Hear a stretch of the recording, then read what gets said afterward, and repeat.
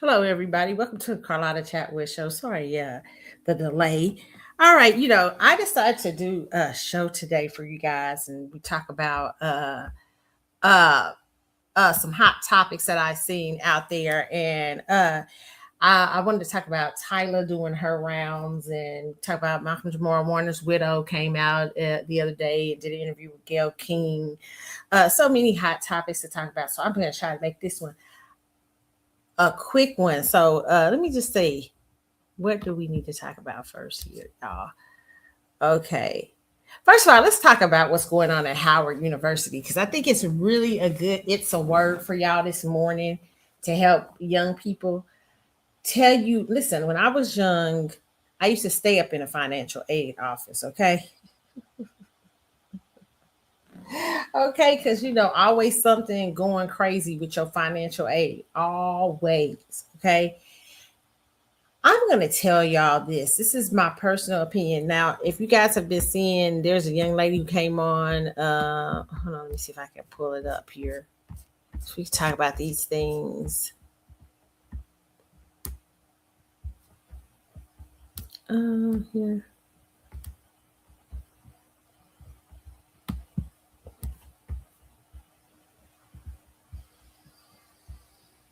Okay.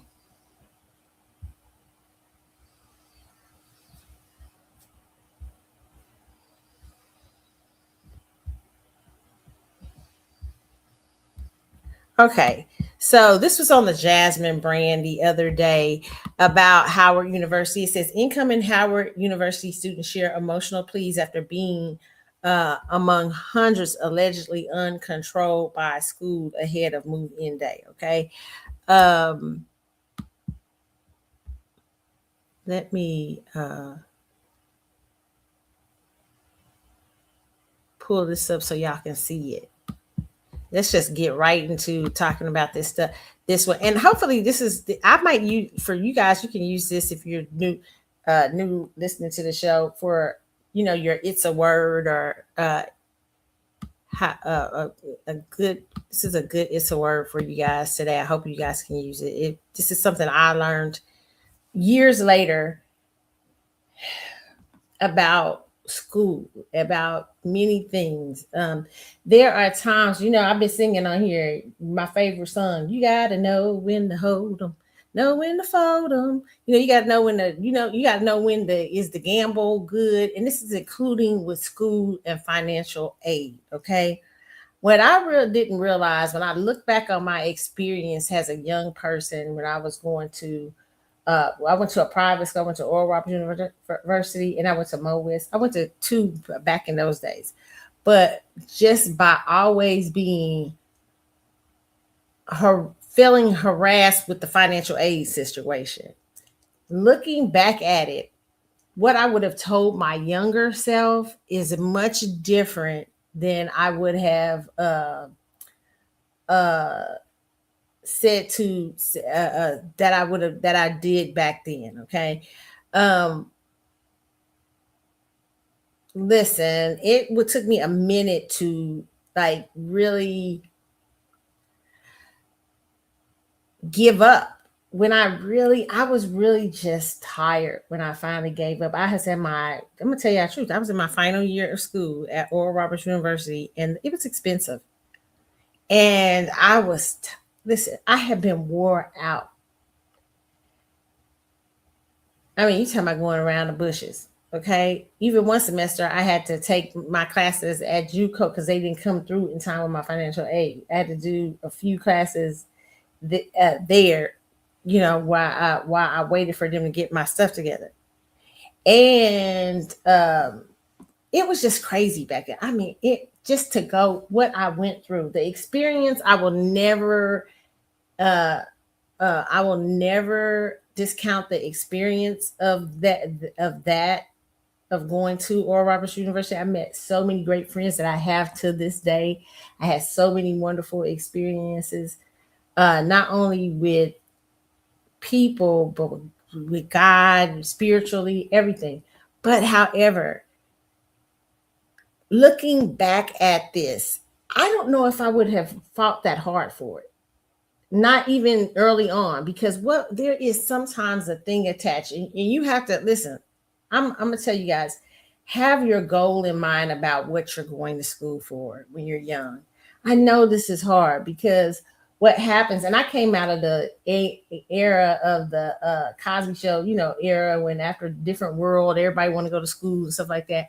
But really have in mind a vision and goal for why you're going to school, so that when you are having problems with your financial aid and everything like that, that you can keep the goal in mind and have a relationship already as a young person. Let me tell you how much further you will get ahead in life to have a relationship with your inner peace and letting that guide you. Now you say, Carlotta, what is that? It means that what gives you peace when you think about it is not gives you, because not letting you, not gives you quitting. Quitting doesn't give you peace. But what gives you peace? If it gives you peace, like you say, you know what? My goal is to finish my degree in nursing. I wanted to complete it here, but if it's not for me, I will go move on somewhere else. If that, understand what the inner goal is. It's not just because a lot of times what's happening with these Black colleges and things like that, names have been attached to them, and kids have just get so excited about going to Howard, going to this, going to that.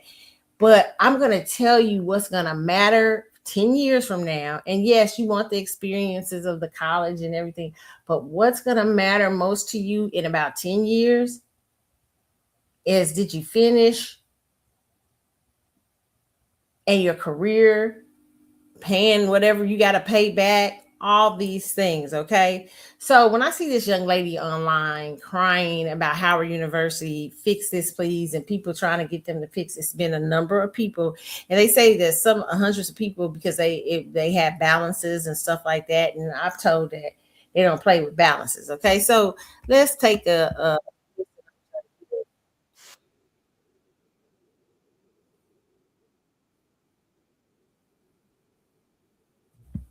any sort of fear. But never in my life have I been so disappointed. Never in my life have I gotten so far and worked so hard for it to be stripped from me on a random Wednesday. When I was promised and told by people that what I was doing was okay, that everything was fine, and that my scholarships could come through later. And then I'm suddenly unenrolled from a dream school, from a school that I worked so hard to get into, to afford to go to, because my mother wasn't able to continue her education there for the same reason. This is unacceptable. I'm not accepting this. As I put in my notes, still we rise. Please be kind. Please be kind to me. Please be kind to the students going through this. Please be kind to yourself. If you're currently a student, or if you're an incoming one, or you were supposed to be an incoming one, things work out. Things will work out. I promise. I promise they will. But that doesn't mean it's not hard. But I'm hoping that I can get through this. And I hope that this can be motivation to everyone and anyone that bad things can happen and we will still rise. And the sun will come up the next day. And I'll still be able to help people the way that I want to. Because nothing will stand in the way of my light, even if it feels like it is. I love you all. okay. I really like her post. Let me just say this, okay, young people. There is a lot of emphasis, because I know I've been there before. I've been where you at. There is a lot of emphasis on the type of college we want to go to, the name Howard. I worked so hard to get into Howard. I worked so this and that. We are in a different. I really want to say this. Ooh, God, and I tried to explain this to one of my goddaughters. Listen here. We are in a different age here. This is a different age of where it is ruthless in this atmosphere. When the atmosphere I was coming up from Generation X atmosphere for college was quite different. It was more favorable, especially for Black students, Black American students going to college. It was you could play these games of yeah, I want to go to Howard, I want to go to this, and I want to go to that, and it was easy. And I'm not saying give up on your dream school, but I'm saying don't give up on your dream goal, because right now you guys can get hung up on the idea of these schools. You can get hung up on, I want to go to Howard. It's fun. I have a lot of fun. And the name brand, it's the name, big name. It's Howard. It's Harvard. It's. I'm going to that. I'm going to Yale. I'm going to a HBCU. You can get caught up in all of that and lose your sight of your purpose. And your purpose is to graduate from college, and it is to get out here and get a career. And I'm going to tell you personally, it is not worth building up a bunch of debt. I'm telling y'all truth. I'm telling y'all truth. Find a school that's affordable, where you don't have to be going through these problems. Unless you have a peace of mind about it, you got a peace of mind, and you know that God is going to see you through, and you know that there's a peace of mind. But sometimes God is giving you're having distractions and disruptions from these type of schools, because your goal is just and I'm not saying this is with this young lady, but I'm just saying the goal is to be, and I'm gonna say that again, I'm not saying that with this young lady, but I'm saying that this young lady triggered me to think about this. The goal is to stay, you're young and you think, my friends are there, or this is there, and this is there, and you get hung up on things that are not really important in the long run. And it's so hard to tell you guys this at the time. I had someone I knew, a person I knew that was going to a HBCU, was going, and I was for them going to that particular HBCU because they were good for what they wanted to go into. It was a very unusual major. It was really good, really good. And they would have to pay for it. And I was like, okay. But when the young lady got there, she just did nothing but play in her mama's face and play in everybody else's face. So when she came, and so the semester, it didn't work out. She got, but she wanted to go back to school, and to that particular school. And I remember I was having a discussion with the parent, and the parent was telling me how she went to their that particular semester that she had been out for. She went to the homecoming and all that. And I'm like, I said, no.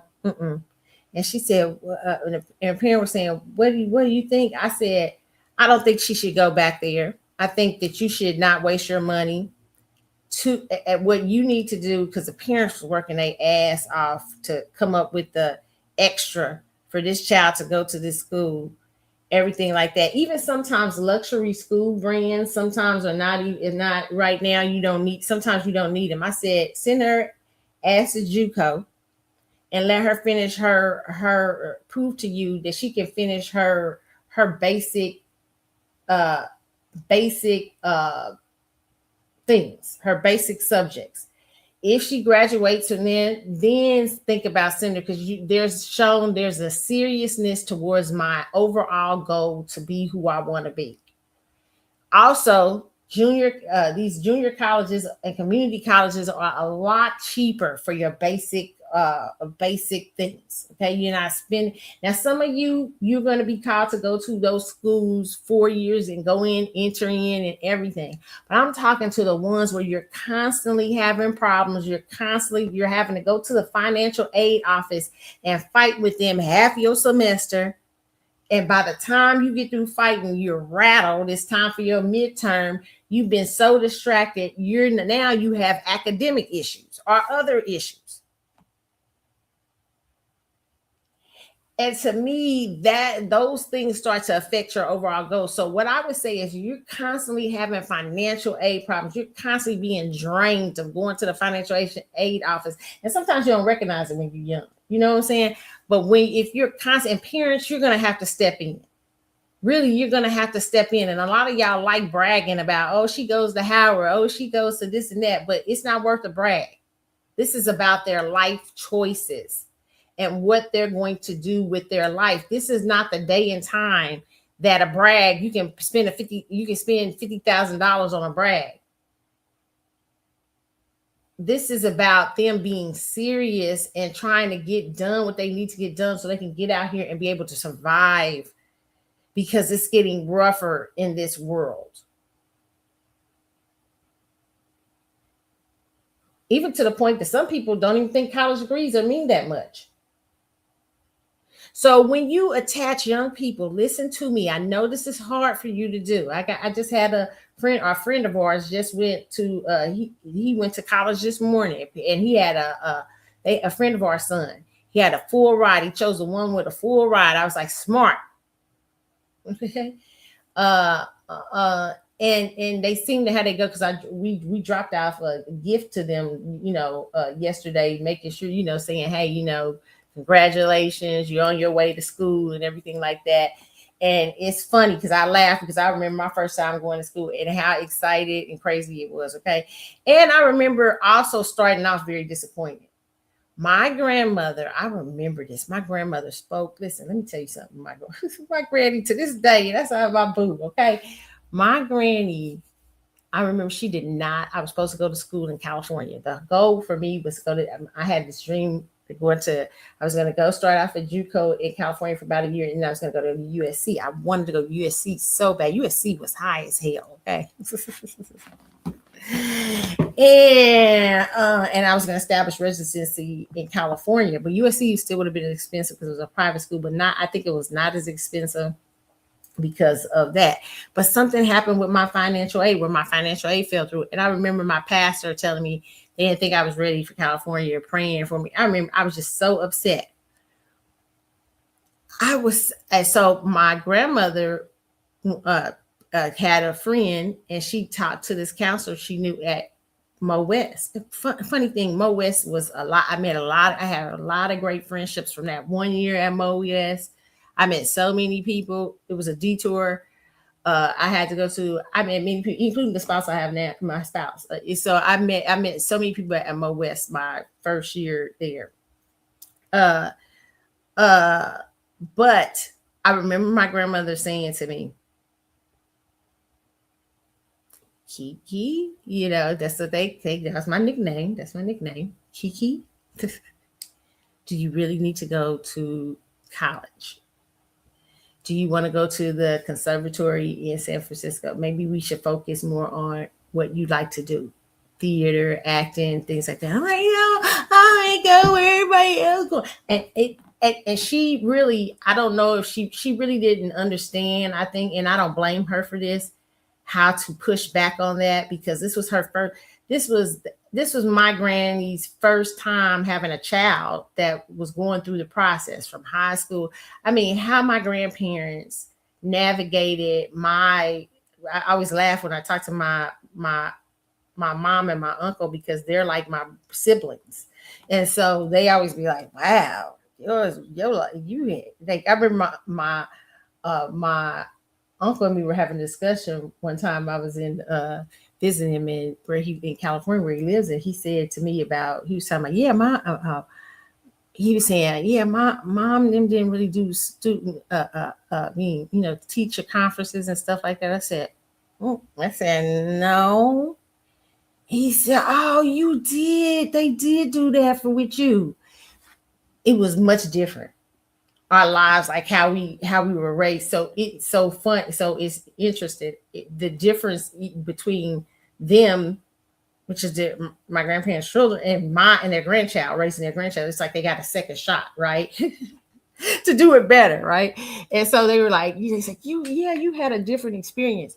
And I commend them, because they had to walk through a lot of experiences that they didn't really know about. Like Like I remember seeing my granny going to a financial aid office, really trying to talk to them and understand what I need to do to get money for school, because that was my vision and goal of what I want to do. But what she really didn't understand is I wasn't really attached enough to that vision and goal, because it cost a lot of money. It wasted a lot of time, and she was right. She had the first idea right from the first place. It was very smart. And instead, I kept ragging myself, like, when I gave up on the USC thing, and I went to Oral Roberts, right? Because I have really gotten into my spirituality and into the Lord, and I was like, you know what, I'm gonna go to Oral Roberts. Okay, got an ORU. ORU was expensive, just like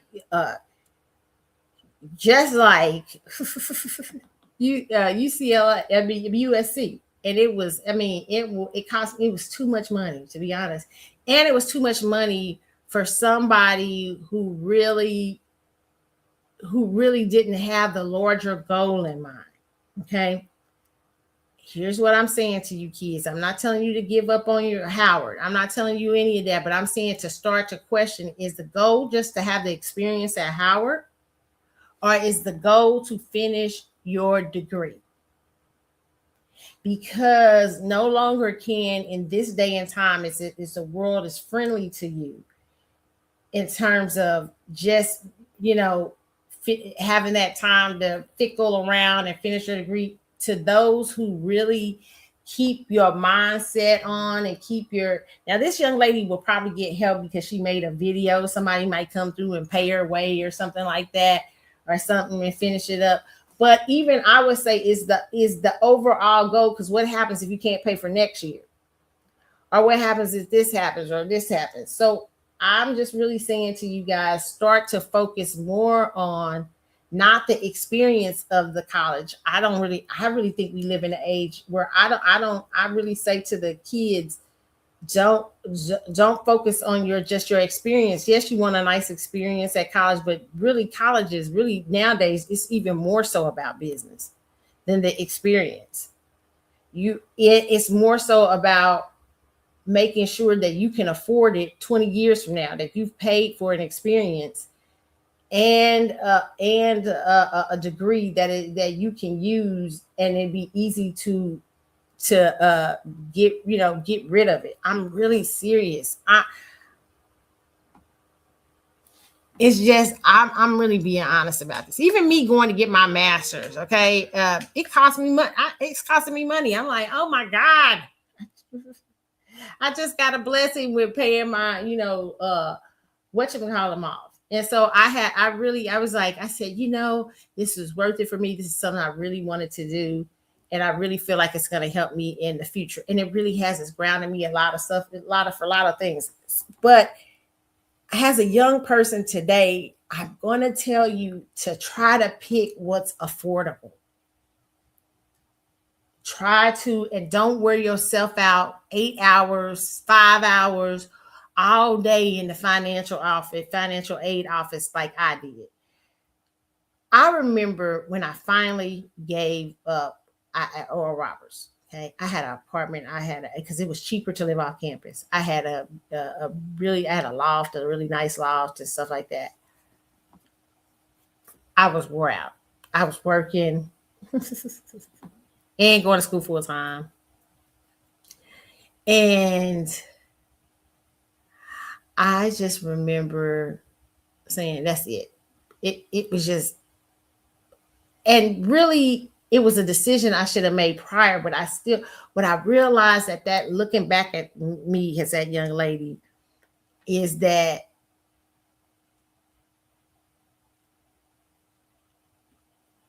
God was really trying to guide me from the beginning. You need a sense of peace about inside of you. If it's starting to feel frustrating, if it's starting to feel where it's not peaceful, but I'm gonna tell you, when I did that, I had a sense of peace. My friends, some of my friends came up and started helping me pack and everything to go back home. My husband came up. He came and packed me up. I mean, we were best friends then at that time. Uh, and so it was a peaceful decision. Why it was a peaceful decision? Because even though at that time, because I wore myself out, the problem was that I spent too much time navigating, trying to get the experience of the college, and I didn't have my goal in mind. If I had had my goal in mind, I would have approached college a lot differently. I wasted a lot of time and a lot of money. I really did. Now, I did now. I believe I had a spiritual experience where God told me, I remember God spoke to me. I felt like God spoke to me and said he was going to take care of it when I graduated. When I graduated, my school was taken care of, okay? But I am going to tell you what I wasted in time and wearing myself out so that I couldn't see clearly about decisions for school, wearing myself out trying to keep going to this particular school and for the name and for the spiritual experience and all that. But it really was about completing my theater degree. At the time I had double majored, my theater degree and my broadcast degree. It was really that. It was really about finishing that and getting on with the business of life. But because you sometimes certain things will wear at your energy, you'll be up in those financial aid's office, you'll be up there arguing with people, trying to get your money, trying to get this straight, trying to get that and everything, and you will lose sight of the overall goal. Is the overall goal to have this experience with Howard University, or is the overall goal to finish your degree? Young people, you are in a time where now you can't say, well, they young. Parents, that you're in that time too. You can't do that anymore. You can't, like when I was kid. We had grace.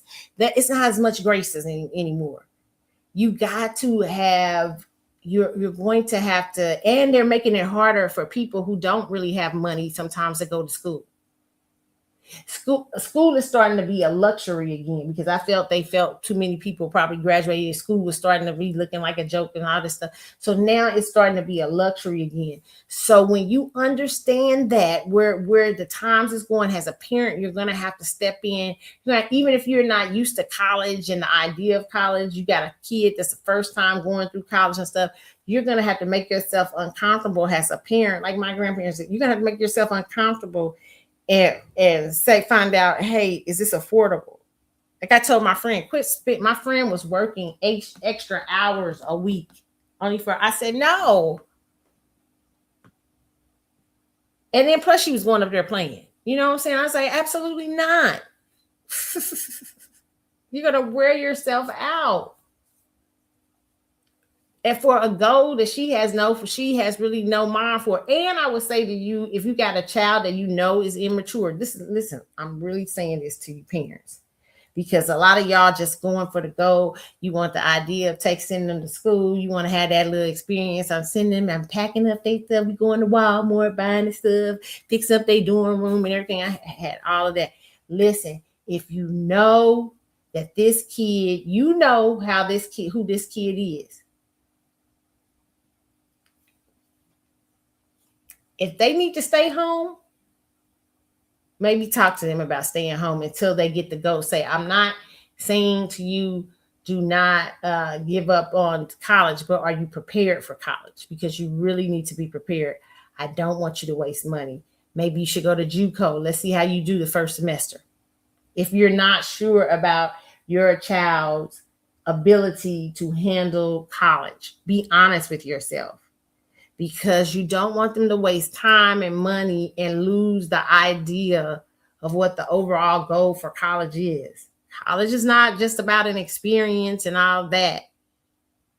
It is about going in there and getting the skill set you need to get out here and make yourself valuable in whatever career you're choosing to go into.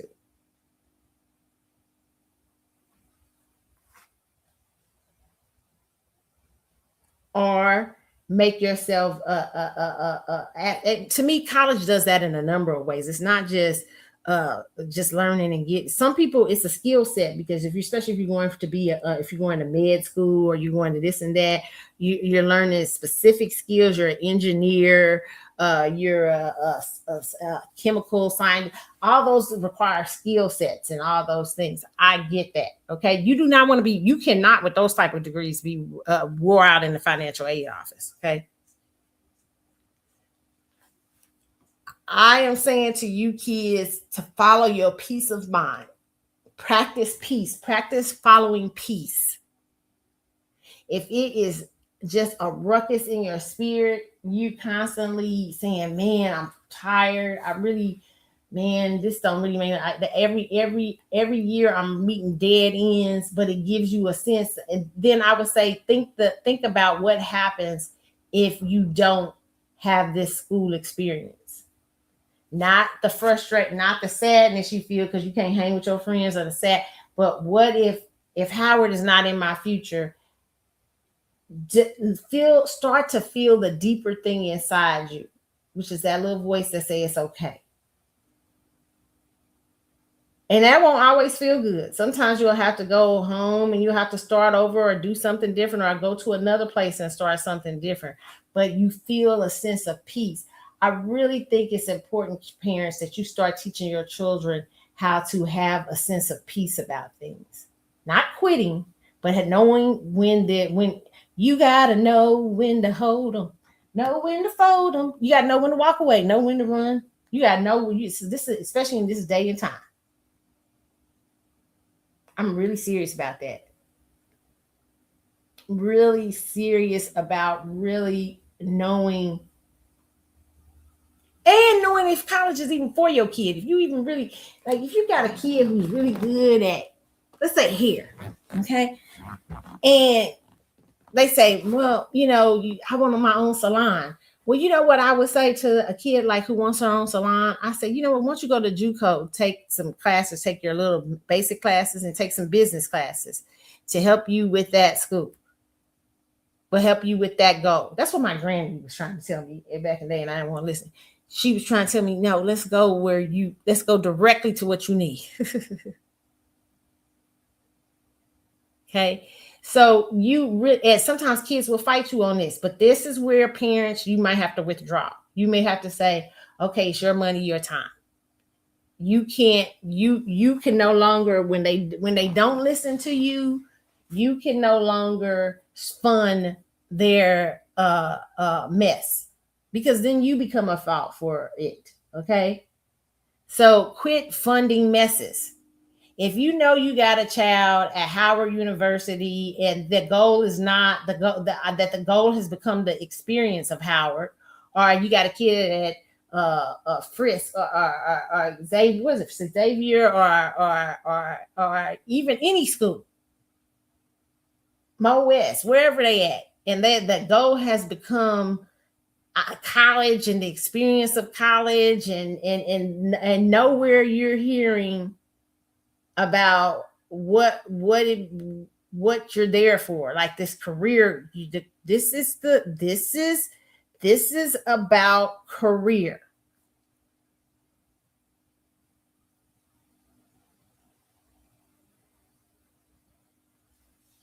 I hope I'm making myself clear, because I really feel like you're living in a different time, in a different era. And this is a picture of that. This little girl online crying about not being able to go to Howard. I worked so hard to get into Howard. You know why? Because we in school, sometimes it used to be that idea of just, it was selling off you, picking the best college, picking this and that. I don't even think it's about that anymore. I really don't. It's great to go to a Yale or a Harvard and stuff like that. But I really believe that a lot of times people are not picking, they're picking from names, and they're not picking from what they need for their career, their overall career goal, and how to navigate for the future. It's a lot of kids picking because this is a cool school to go to. This is the coolest to go to. This is where such and such went to. This is where blah blah. And I like all of that. You can go through all of that, but that can be highlights, But that cannot be your overall reasoning for going to that school anymore. Some of you have went out of state and paid so much money. You're working and going to school, you're paying. Now, if you really have the overall goal, if it's a drive in you, because there'll be a drive in you, there'll be a sense of peace to doing all of that too. If you say, hey, this is the school I know it's giving me, I love the teachers to give me this and this and that, and you got in mind your career goal, well, then keep fighting. But some of you don't need to keep fighting. Some of you, these things are happening to you to let you know you need to go back and focus on the overall goal of finishing school. The times we are living in does not afford you enough grace sometimes that you can just pick the college experience. Now you need to be picking what is going to get me through my career.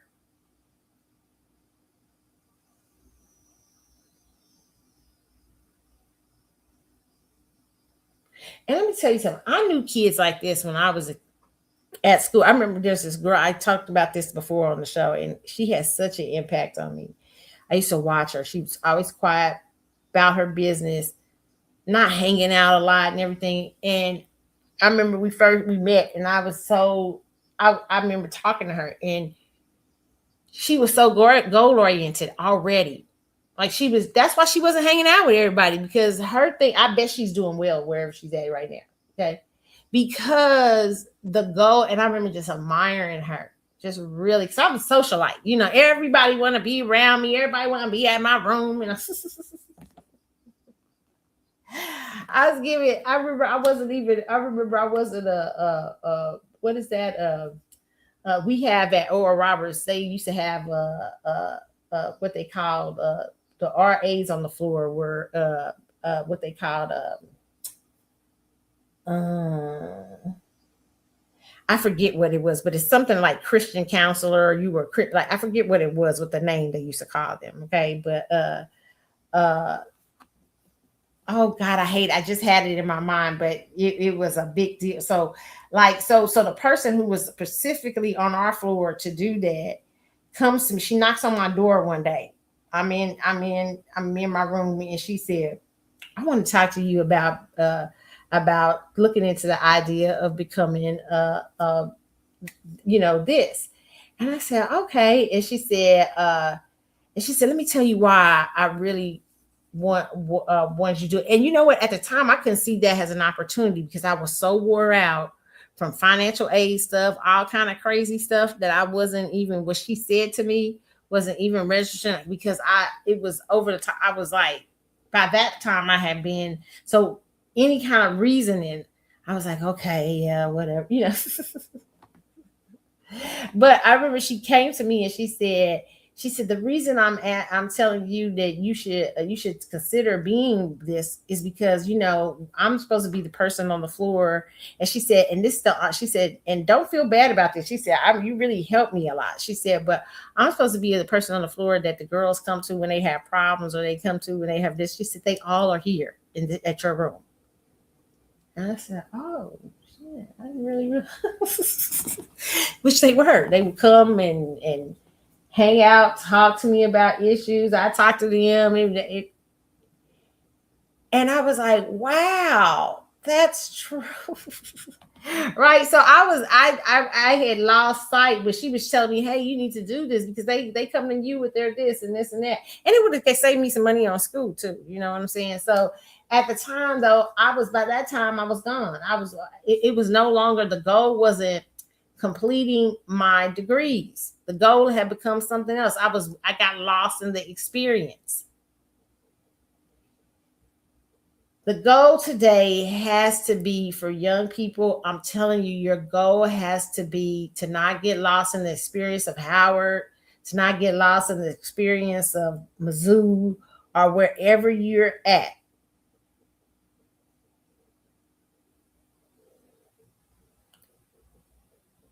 Even if you're able to complete it easily. The goal, remember what you're there for. The continuation of college is to help you, give you some sort of skill set, prepare you for whatever you're going to do, whether it's entrepreneur, work, the work world, career world, or whatever. And keep that in mind. Because I'm going to tell you, if that's kept in mind, some of y'all would not be fighting with these financial aid officers like y'all have been fighting. Y'all won't be wasting y'all time, wasting y'all energy, wasting your time that could be put to homework, time that could be put to doing something. What's going on sometimes, I think what's happening is college back in my day was a continuation sometimes of high school a little bit. You don't want to waste money for that. You can go to community college. Community college is a lot more graceful and a lot more easy. I have my associate's degree. Okay. When I got older and I went back to school, I went to the community college because I understood my basics. I didn't want to waste no more money. I had already wasted a lot of money. I went and got my associate's degree. It was one of the best experiences I had because it was a different goal in mind, and it was completing what I finished really by then. I mean, what I started, but I went, and it's a place where you can play a little bit.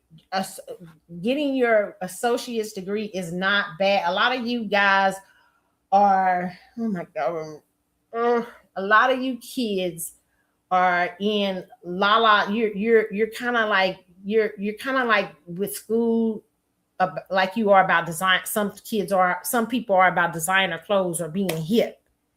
You're thinking school is hip, and some of your parents are too, and trendy, and you don't want to go to JUCO because you're like, oh my God, community college and stuff like that.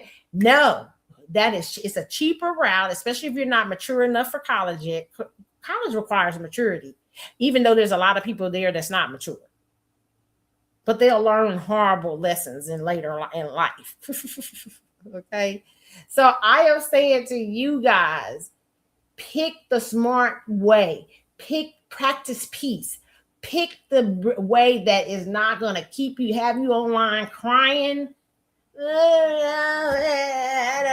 My financial aid and all that stuff. Okay, just pick. Your goal is not Howard University. It's nice, but that is not the overall goal. Your goal is to complete your degree.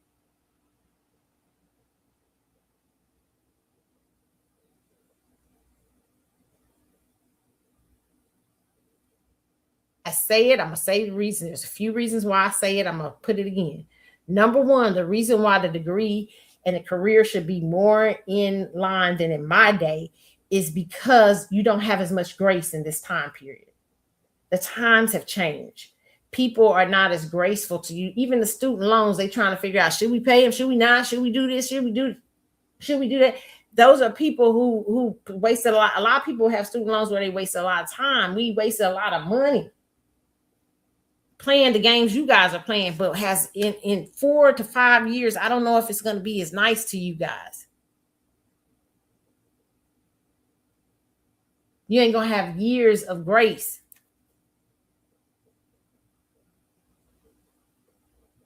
So my personal opinion is complete that degree in whatever way you need to complete it. Keep the degree in mind. I'm going to school to be an RN. I'm going to school to be an RN, I'm going to school to be a theater student. I want to be better at my acting craft. I want to be better at lights. I want to be better at production. I want to be better. Then that can be achieved a number of places, including junior community college. Junior college is a great place, especially if it has a great theater department. If you're a theater student and it has a great theater department, it's a great place to take certain theater classes, especially getting, first of all, because a lot of creative people, let me just say this for creatives. When you go to right off the 4 years, creatives sometimes don't like the math requirements and all that stuff. Now, I'm just telling the truth. So you might want to start off at JUCO. Pick a junior college in your area. Try to find a junior college that has a great handle on, it has somewhat a handle on their theater department. Like you see their theater department is kind of thriving. Usually JUCOs have theater departments you can go to. when in my junior college thing, I went back, I took my acting, I took think two of my acting level courses. I was in acting one and acting two.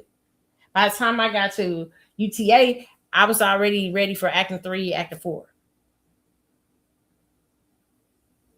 Or I had production skills. I had already had stagecraft. I had already worked on, understood what it mean to work on stages. I know what the heck I was doing. But I already knew, what I was saying, to use a drill, use all that. You learned that at junior college. Don't discount junior college, and it's a lot cheaper. Some of them are even free. Oh, God, because y'all trying to be cute out here.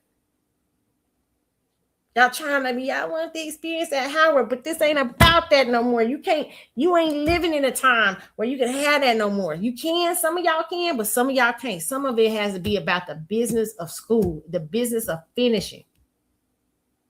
God, I really kind of hate that it's set up like the dorm rooms. And so I really think that college just changed the structure to more of a business thing, like more of it where it feels like it does not feel when you coming into it very like in a continuation of like a boarding school, because it gives you the wrong impression about what this thing is supposed to do for you.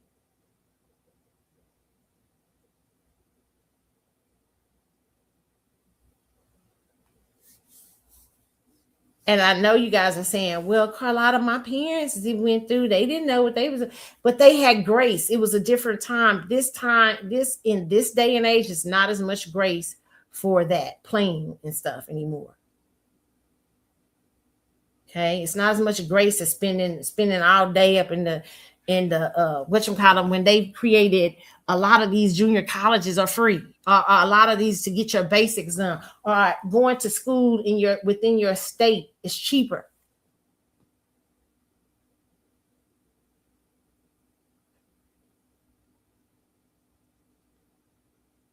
And you're like, well, my friends is at Howard, blah, blah, blah. But that's not what you need. That's not what the college is. Let me tell you something. Friendships and the experience of college is extra. That's just an extra thing. But the goal of college is not to be hanging out with your friends. It's not to be having the experiences of Howard. That's just an extra goal. That's just extra to it. But if you got the money and you can afford it, and it's not ruffling your feathers, it keeps you up on your academics and your overall goal, then go for it. But if you a person that find yourself fighting in that system and fighting always with it, and all of a sudden the goal isn't anymore graduating from school, but it's becoming about Howard and the experience of Howard and stuff, then you missing the mark. Especially in this time, you cannot do what your parents did. In this time, you're going to have to focus on what is affordable, what gets me what I need to get, and you should already be focusing on your career. You can't afford to play like we did. I'm just going to tell you the truth. You don't got that grace no more. You can't go in there and play. We play too much. That's why y'all don't got that grace. You cannot play. You need to go in there career oriented. And when you say, hey, because when you that way, when you feel like when you feel that way about it, kids, listen to me. Parents, please listen to me. When the overall experience is the goal of finishing, getting a degree, going towards whatever career path you're going to go on. When that becomes the goal, then all of a sudden pricing, the luxury of going to Howard, unless Howard has a special design for something, like, say, for instance, if you're a kid and Howard has a good theater program, right? So someplace you might say, hey, I really love their theater program. Well, you've got in mind theater and completing it, but if you just going, I just want because it's Howard and it's Howard, you burn up. Homecoming is fire at Howard. Listen, I went to visit my friend, and one of my best friends graduated from Howard University. I used to go up there all the time to visit. I remember years ago, I went to a couple of the homecomings. One of them, Escape was there. All that it was fire. Hey, I didn't go there, but I was up there visiting her. Okay, because I was paying that. All right. So I'm just trying to tell y'all, you don't have to. You can go. You can be completing your degree at home, a lot less stress. for some of y'all, and then maybe go to the homecoming. Maybe if you got a friend, if you find yourself at part of this thing with Howard University and you feel like it's really causing you a lot of stress and lack of peace, let me tell you, go home, go to junior college. It's a lot cheaper. Maybe get you a little part-time if you want to at the school or work study. You got friends now at Howard. You can still have the Howard experience. Go up there and visit your friends. So you can get your buddy straight or something. But don't stop the goal of what you went for. Don't let find the financial aid experience wear you out till you no good with the academic experience. Okay. So I hope y'all get that. I hope y'all get what I'm saying. I really wanted to say that today. I really wanted to share that because I see that a lot. I have been seeing so much that a lot of people, a lot of young people are getting caught up on what we got caught up on, and their parents and everybody is not realizing it's not as much grace in this day and time for that. Jay-Z.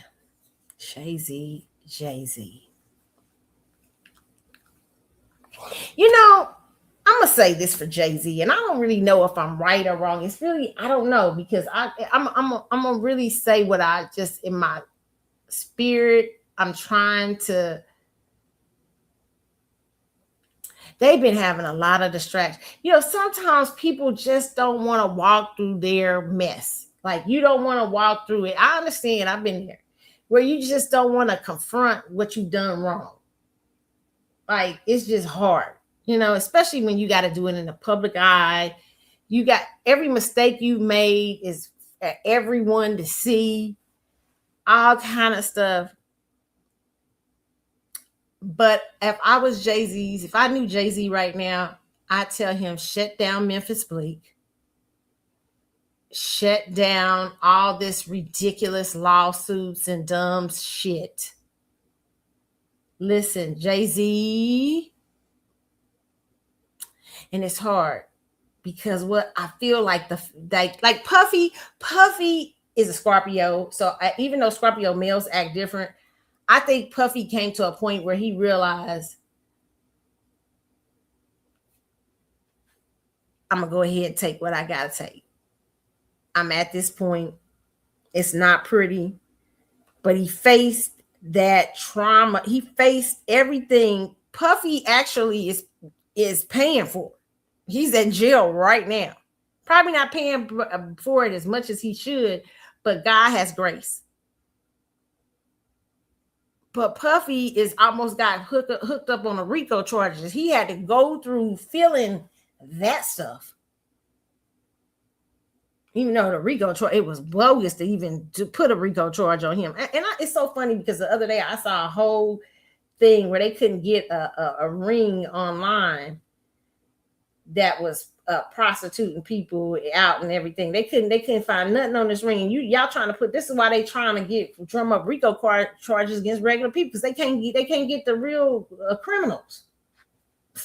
And it was this particular show I was watching was talking about how it was hard for them it was worse for them to shut the people down because they got a lot of information and help from that particular criminal organization. So it would do them a disservice more to shut it down than to have. Oh my God, it's just hilarious. Okay, and I was like, and y'all was going after Puffy with a RICO charge when he didn't even seem like that. I mean, y'all didn't have no proof for it. It's just a waste of money. Okay, but Puffy, whatever he has done, Puffy is facing the music. Jay-Z does not want to face the music. And just here's the deal, Jay-Z. I feel like you got a lot of grace. I feel like you've got a lot of grace to confront little basic things and that you're ignoring. I think that the ignoring of the basics, because see, I think you're getting grace for bigger things so far right now. But I think you're not learning the lessons. I think Jay-Z is still trying to cover up. He's still using people. He's still trying to use bad press. He's still trying to talk about Colin Kaepernick through other people.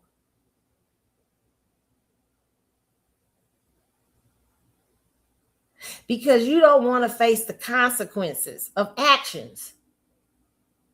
You don't want to answer to people and have a sort of responsibility to people because you don't think you have, for a person who thinks his presence alone, this is what he said back in the day, my presence is just important. No, it ain't. Don't nobody care about you. You know how many black people that have made it? What are you talking about? Success isn't just a picture of well, no, what I'm saying is worldly success isn't just a picture of say making you excused from everything. What kind of stuff? It was crazy what he was saying back in the day. I can't remember that where he said his presence was. I was like, what? You got a bit.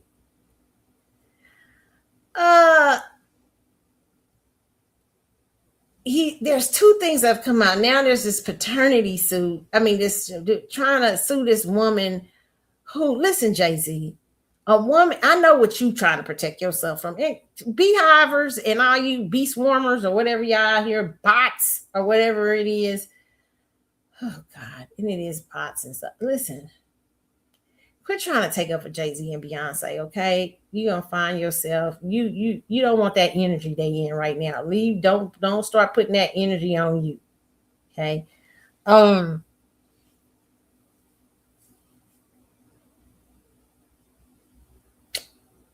At the time, this young lady allegedly, who Jay-Z has been accused of, Ramir's mother, of having an affair at the time or having some sort of relationship back in the day, was underage. That's what Jay-Z is afraid of. He would have probably had this paternity test done a long time ago, my personal opinion, because Ramir is one that's consistent. There's two people that's been consistent.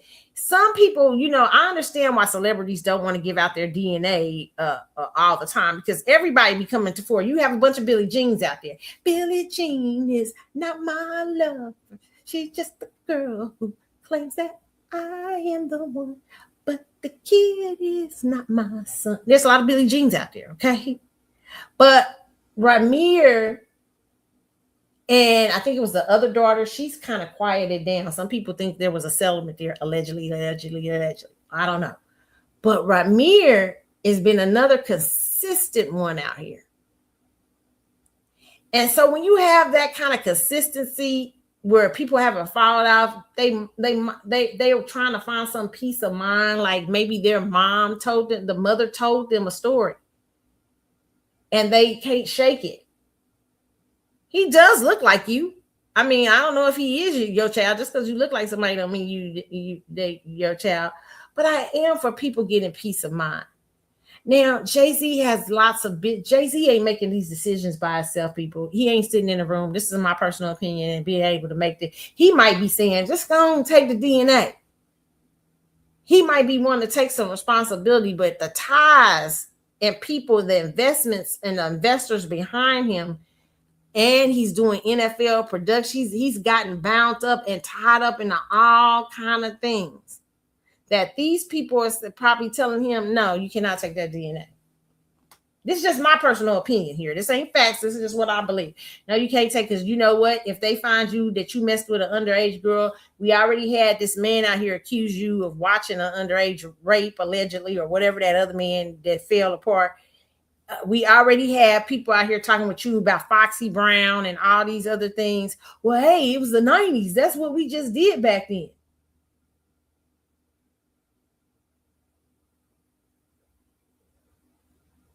They can't have it. And it's unfortunate for Jay-Z.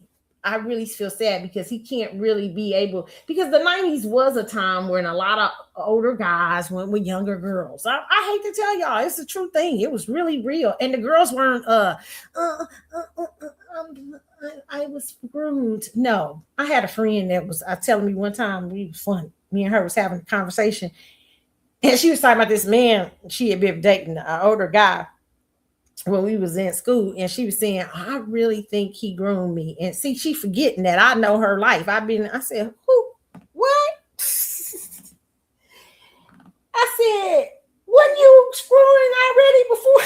She fell out laughing. She fell out like she knew she was about to do a lot. I said, girl, no, you ain't about to say that man grew. You was already very sexually active by that time that man came along. Okay. Because really, listen, a lot of times what's going on, not so in every case, because there are some people out here that have been groomed and everything, but a lot of times people are ashamed of what they did back in those days. Okay. And a lot of these girls was hustling back in the crack era. I keep trying to tell people, get mad at me for saying that. I say, your 15 little kid, don't try to talk to me about that era, because your 15 was not like my 15. I grew up in the crack. We grew up in the crack era in urban communities.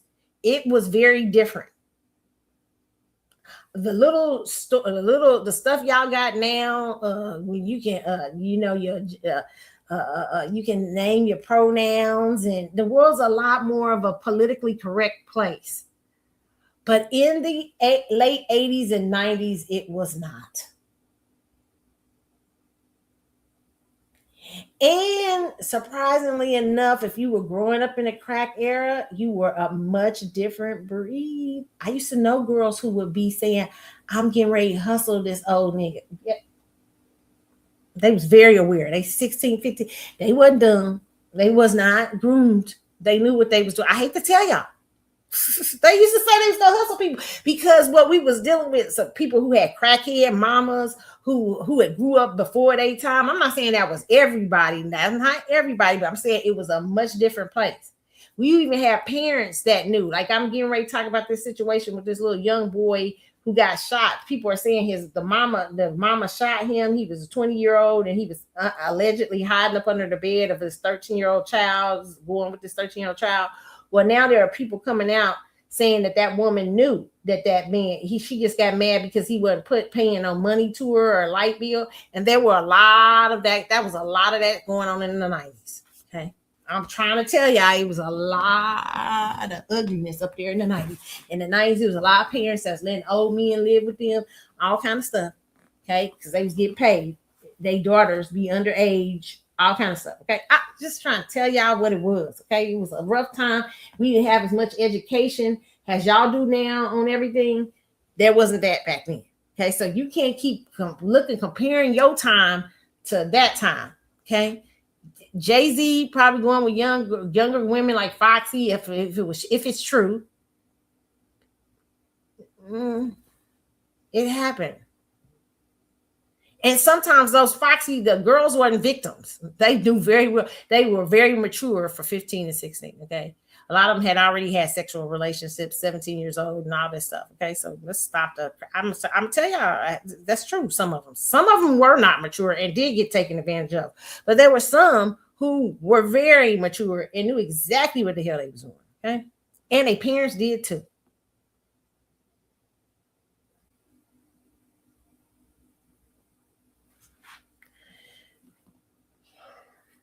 Hey, back to Jay-Z. He's scared of all these things. But Jay-Z, you know what I'm scared of for you? You're just tied up.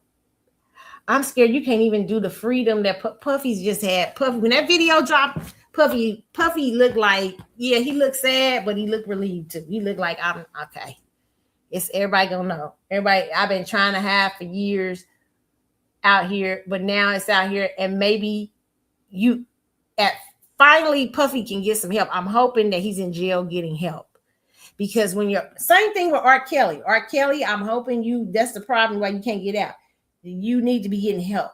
You need to be, I hope you reading and writing and all these things, trying to build up a sense of maturity, getting healing for allegedly he was molested, some people say. So those times jail comes sometimes it's a healing place. And I saw they showed a picture of Puffy walking around the other day. He had the gray in his beard and everything like that. But he looked like he was a sense of peace there. I don't know if that's true, but he looked like I'm going to have to do what I got to do. I've been exposed. And everything, but God's grace probably didn't expose everything. You know what I'm saying? It's probably a whole lot more. But what it was exposed was horrible. Okay. And a lot of y'all in Hollywood knew. Y'all was still going to his parties and hanging out with him. Then suddenly JT, I don't know nobody. I wasn't that close to him. We wasn't never friends. And why I say this about Jay-Z, because man, I'm gonna be honest. I think the exposure is gonna come, and it's gonna, for you, it's gonna be devastating because you tried so hard to fight against it, and you tied yourself up with so much stuff. Do I think you learned your lesson? I do, actually. I think Jay-Z learned from the 90s. I think Jay-Z is not a dude today. He'd probably be horrified by some of the choices he made in the 90s and the 2000s, early 2000s. He's probably horrified by some of that.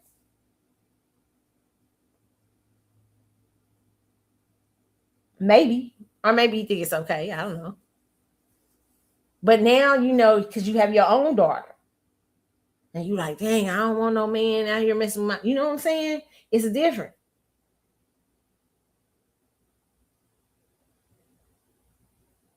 And so you can't confront the demons that plague you, and you won't confront the easy demons. The easy demons to confront is Barclay Center, the devil worshiping,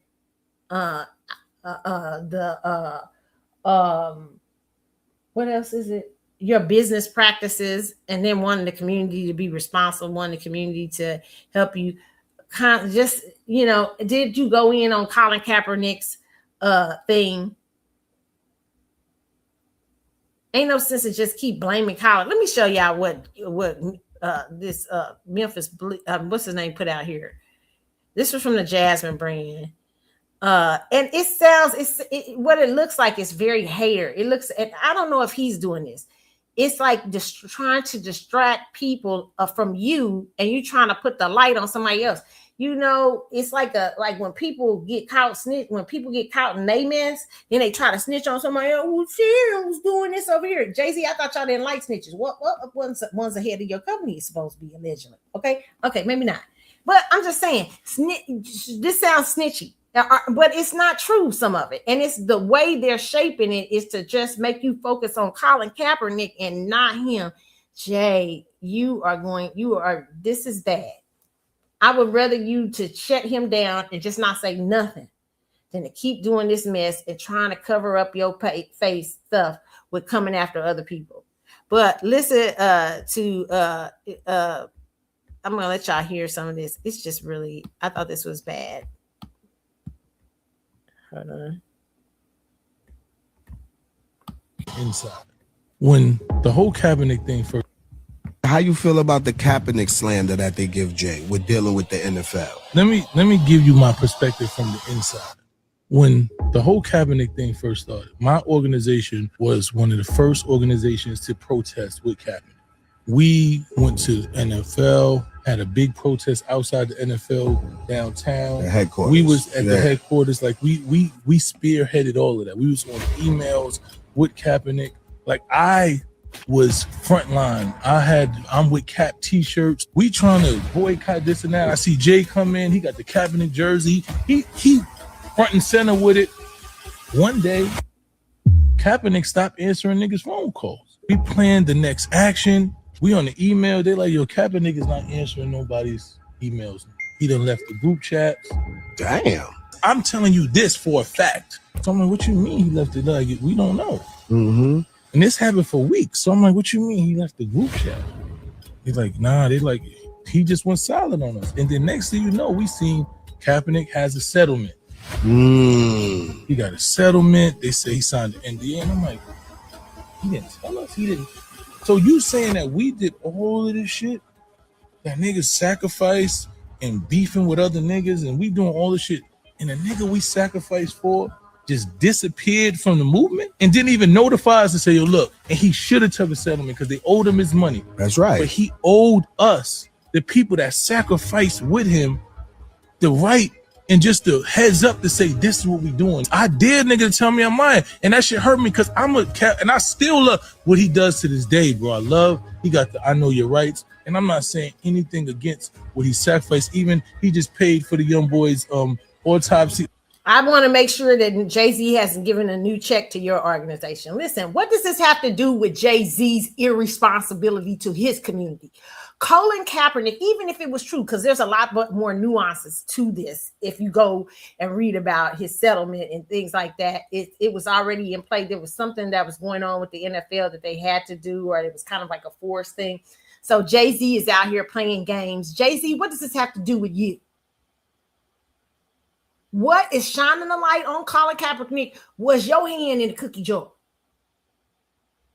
Was you out here, like your mama used to say, when you about to snitch on your cousin or something done happened, Sharon was in there cooking cookies too. Well, who's the one I told not to cook cookies? Oh, now that you caught, you want to sit there and, well, see, Colin Kaepernick, though. Let me tell you what really happened. Why I went through and sold out. Not only did you sell out him, but then you went and called up Jermaine Dupri, allegedly, and told Jermaine Dupri, hey, well, like Jermaine Dupri had that deal first, and he was like, nah, you don't want to get in way of the movement. But you went and did the exact thing. What a horrible, let me tell you something. You don't want to deal with your own shit. Quit blaming Colin Kaepernick. This is not going to end good for you. And if it does end good, where it's good in the public eye, it's not going to end good for you privately. It's going to wrap you up even more.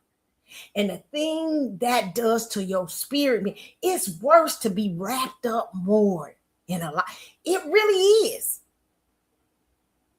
I be trying to tell myself that stuff. It's worse to be wrapped up more in crap. You know what I'm saying? You try to experience getting out there at times you got, but he wrapped up in the public thing. He can't get out. He wrapping himself in so much stuff. He got Memphis Bleak out here doing shows with people talking about Colin Kaepernick. And Colin Kaepernick didn't ask you to join. He started his movement on his own. Jay-Z, you came in there as I feel like a usurper.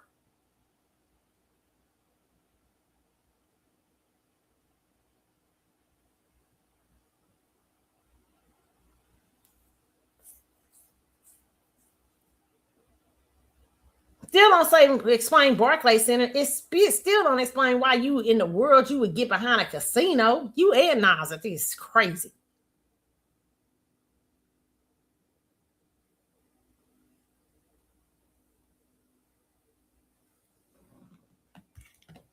Let me tell y'all, these people are about, a lot of these people they really can't do anything. They're locked up. Jay-Z might be wanting to have a conversation, but he can't. And now the idiots that are propping him, that propped him up and everything, are going to make it worse for him. Because why? They don't care about you in the end, Jay-Z. In the end, they don't care. After they've already proved that with the Epstein files. They don't really care. You were to them just a little mascot, helping them keep down the black folks for protesting and stuff. See, you should be out here confronting that kind of thing, saying, wow, I was surprised when I read that in the Epstein files. I heard that. I understand why people would be devastated to hear that about me. Have I done something where I done? Jay-Z, I'm sure you have. Because did you graduate from high school? I mean, like, damn, what do you got? What is it that y'all know that Jay-Z's a business mogul? Is it drug dealing? I don't think so. That's not going to keep. Tracy wasn't even the top drug dealer when he was hanging around people. It was the other dude. Say. The fuck? Quit letting these people bamboozle y'all. Okay, so listen. Look, he's dancing. Okay, but let me just say this, okay? He's also out here trying to. They saying there's a lawsuit against that the mama of the baby, the grandma, who been suing him for years and all this stuff. He can't take the DNA. That's what's going on. People quit making excuses for Jay-Z. He can't take the DNA to excuse, because in case this is his kid. Because let me tell you why black men. It's so many fucking lessons that's happened for black male celebrities right now in the last 5 years to let you understand you're in the age of Aquarius and quit fucking everything that's rocking around. The 90s and 80s are coming back to haunt Jay-Z. Jay-Z was probably out there screwing, running around, having a good time and not thinking about the consequences. Same thing with Puffy. Puffy probably looking like, oh my God, what did I do? All the fetishes, all the things, instead of just dealing with my little hurt child. Instead of dealing with the man that was hurt, I'm out here screwing everything that can't be, that didn't lay down, paying them, having freak offs and freak nights, and I'm a big business mogul. I'm having all kind of shit going on,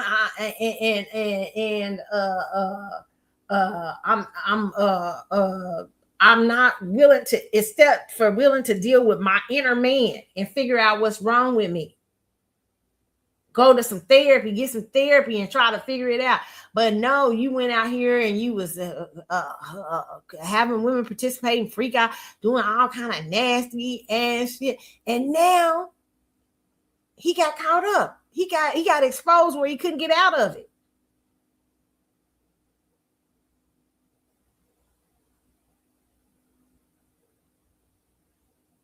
Spending time in jail, even though I don't think he should be in jail.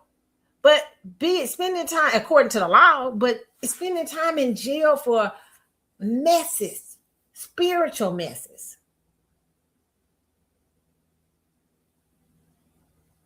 And then you got Jay-Z over here, because he tied up. He can't really take that DNA. I think he wants to take that DNA check. This is my personal opinion. I think he would probably want him. He probably looks, but his people is like, no way. Because if they find out that you the daddy, because he probably had so many women he don't know, probably remember. He probably like, did I have a relationship with her done?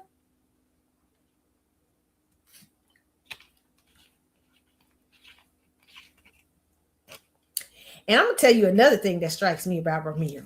Might be his kid. It's just my personal opinion. I'm not saying I know any facts. I'm just saying what I hear on these internet streets. I don't know these people. I don't know nothing. Okay. I'm just sitting up here giving my personal opinion about Ramir. Why Ramir could possibly be his son. Okay. You know, sometimes when children are on the spectrum, a lot of times, sometimes their parents or somebody has a thing that they may have been on the spectrum and maybe not, and they got caught. They learned how to adjust. They learned how to work. I've read this before. They've learned how to do this. And so sometimes,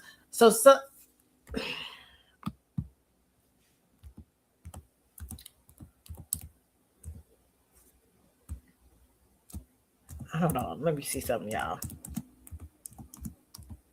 before I finish this.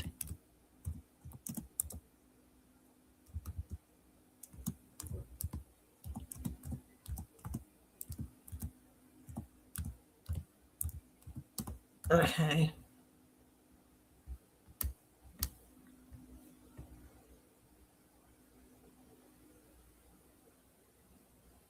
Okay. So sometimes autism or being on the spectrum or something like that can be genetics. Okay. It can be sometimes, not all the time, but sometimes, right? Ramir allegedly, I'm not for sure, but is on the spectrum, allegedly. Also, I'm noticing, okay, allegedly, Beyonce has children they say might be on the spectrum.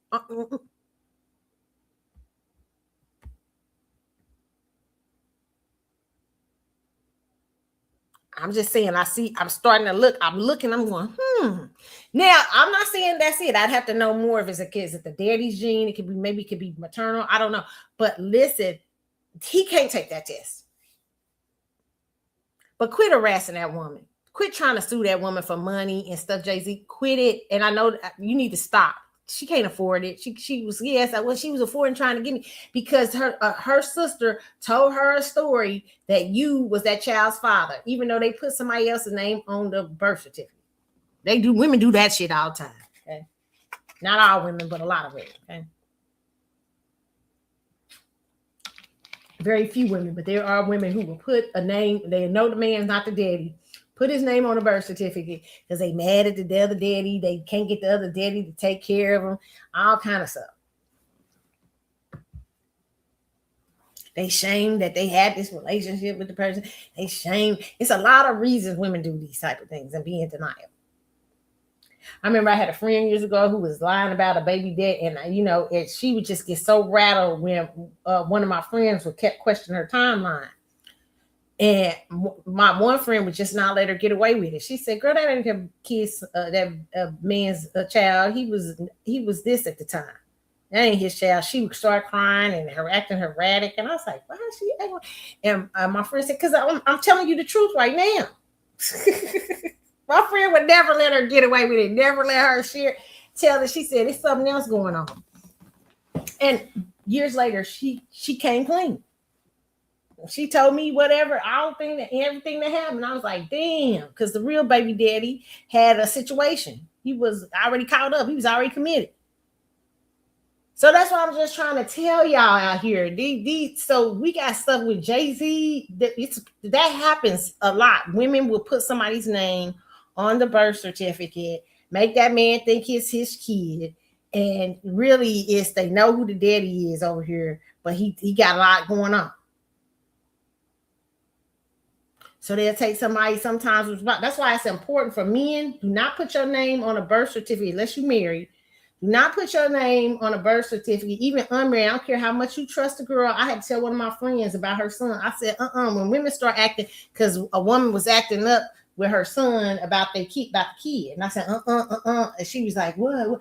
I said, when women act like that, start acting like that, and they have no problem with taking the kid like from you, like it's like it's certain things that happen. Like they free with knowingly not taking not letting you have access to the child, not letting this and that.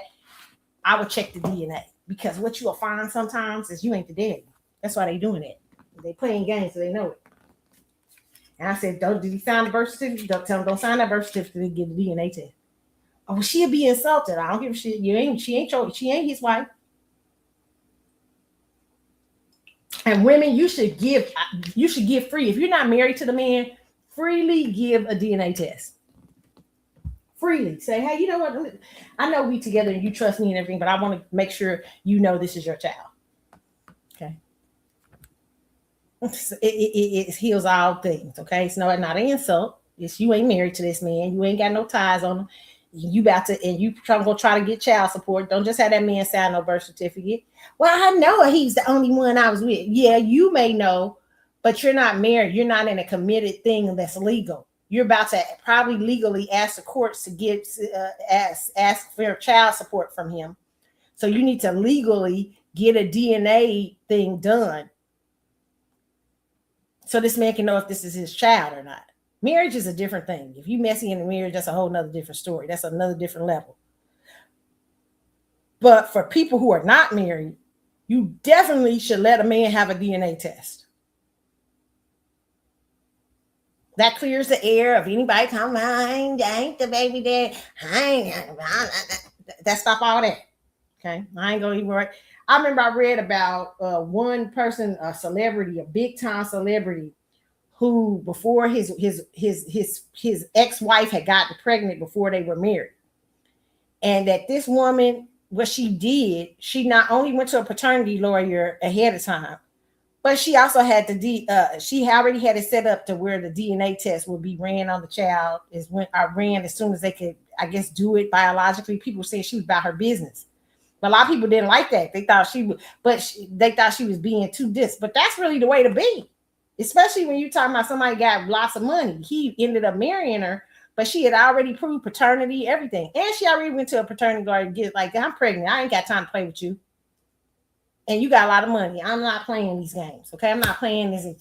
I'm already have it set up. You gonna already have a lawyer, because when a child comes into play and you're not married, you got to get business on them.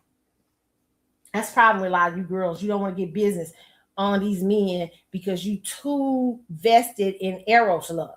No, you need to get agape love. Is me making sure that you understand this is your child, and making you understand the what you have to do to take care. What this child's needs and your needs, so you can be prepared for it, and I can be prepared for it.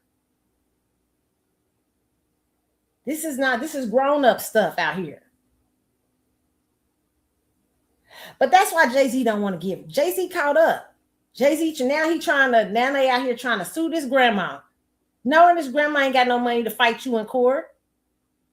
And knowing you ain't gave no DNA about this boy who been consistent for years about you, even if he's not your daddy, to me, because he's been so consistent and so believe it, that's one of the tests you should give. I understand not giving every random a test, but this guy, you should. And the reason you can't is because of what's attached to him. The woman was underage, allegedly, and it may expose something about your current family.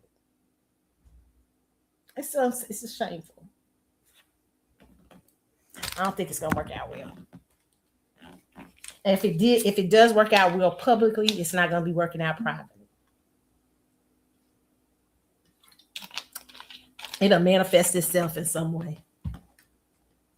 Unfortunately for him. And he doesn't want to deal. He'd rather give y'all a bunch of illusions and distractions than to face the music. I understand. It's a lot. It's a lot of music to face. It's scary watching Puffy. I know it was scary watching Puffy. Puffy was literally broken down, you know. I'm not surprised as a Scorpio Puffy had to go through that though. But because Puffy probably went through a rough childhood and all kind of things that he knew he should have gotten help, therapy, and counseling.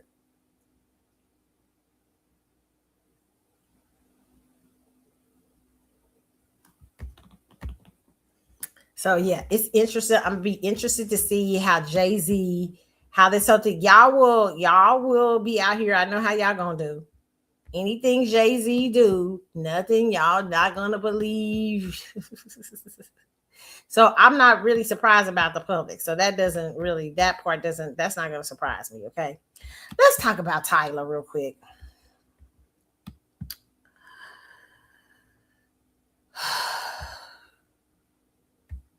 You know, we live in an age where since the early 2000s, artists that will the investors behind these artists will not take no for an answer. When you as the public reject them, like time after time after time, they will not take no about these artists they have invested in. They won't go back and say, let's look on the landscape and search for other things, other people, other things out here, and our search for maybe this, we need to put this artist in this or that. And they won't. They will continue to try to force feed you these people. It is amazing. They'll put them on several different platforms for several different years. You don't realize you're being brainwashed. I see it all the time. They've done this with so many people. Even with Jennifer, I love me some Jennifer Hudson, but Jennifer, let me tell you something. Nobody else have they thrown more shit to the wall to see if it sticks, including this talk show. Oh. Just go like, why are y'all doing this? You know why I think, I'm going to tell you just my personal opinion. These are people that can't be controlled, and no longer do they want the artists that you can't control. They don't want that no more. They don't want to put investment in people they can't control. So they will force feed these people down your throat. They will pay their song on the air 150,000 times. You hated that song. You're like, this is a terrible song. And then after hearing it after the 17th time, you start singing it. You start singing the song and you're like, what the hell? Because they brainwashing you. They paying for brainwashing. They still are in the business of brainwashing, even though with certain artists, okay? Because certain artists, you got to start realizing when they pushing a certain narrative, what are you trying to push with this artist? What social engineering are you trying to do when you now I understand there is a level of publicity that all artists get. Where you play them on the radio, you get them out here in interviews, you get them to say, but there is certain where the public has rejected somebody hard and they keep like instead of saying, hey, go away, get some things done, they come back with something else. Here, we repack, we look here, we got it like this now. See, does this work? Oh God, it's terrible. I just can't understand all the talent and the gifts that's out here. Which brings me to Tyla. I never bought the narrative about Tyla being colored. That was the reason why the album didn't sell. All of that. No, I don't buy any of that. I think those are all excuses put out by her people, red herrings of sort. It's just Carlotta's opinion, not facts, but red herrings of sort to get you distracted from the truth of Tyla. We've seen you before. Like Cassie 2.0.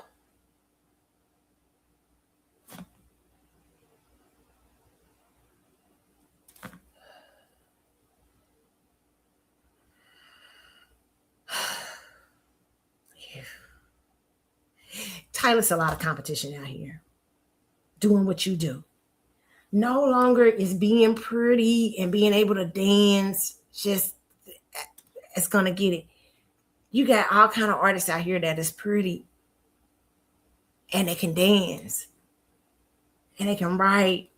You got Chloe Bailey, who is ultra extra talented beyond I can think. I can't even hit. They just keep throwing shit to the wall. They can't. And she got a mentor that sabotages her. I mean, you know what I'm saying? My personal opinion. Then you got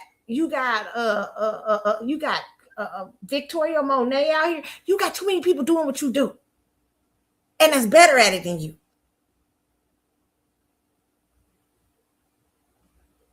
Let me tell you something about Beyonce, because Beyonce was one of those artists. Beyonce is, to me, one of those artists who was coming up. She was popular with Destiny's Child, but when she got with Live Nation, they force-fed her everywhere and made it bigger than what it should have been. They really hyped it up, probably to her detriment in the end. But they hyped it up. But I'll give Beyonce this. Beyonce worked on that skill set, baby.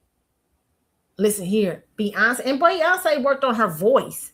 Beyonce worked on everything. Beyonce little worker bee. She went in there and so she could meet the occasion.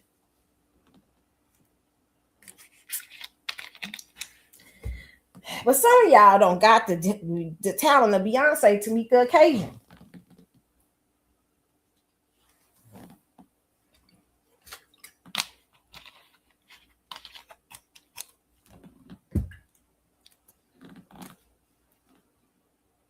I'm gonna let y'all hear. She had an interview with Ebro. She was going around. She also had a big boy. She's been around a lot of places this week, giving the same story about why she sold 4,000 albums. When I would tell her that's not why you sold 4,000 albums. You're just not that interesting. It's unfortunately we've seen you before, and there's tons of other girls doing what you do. And even though they're trying to throw more money behind you to make you bigger than those other girls, it's not working.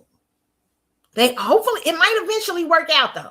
They're gonna keep putting bots in the comment section. They're gonna keep do stuff to make people believe, because this is the age. They still think it's the age of Piscean. So they're gonna and remember, Neptune, this is a Neptunian business. Okay, so they're gonna make you believe that she the shit, so y'all can go out there and start liking songs that ain't really that great. But didn't they try to do this before? Didn't Puffy try to do this with Cassie?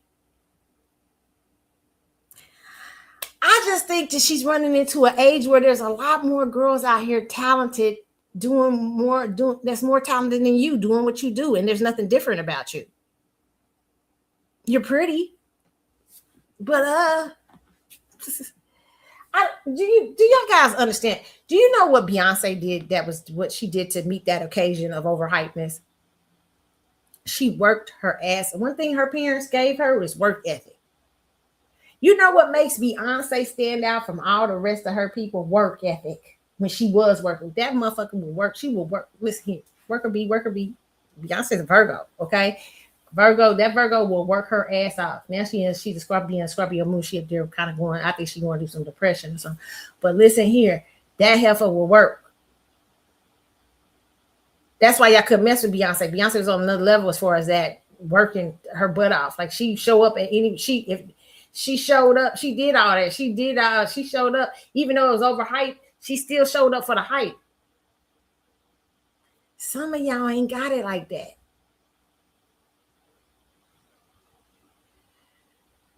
but they're gonna try to make it happen.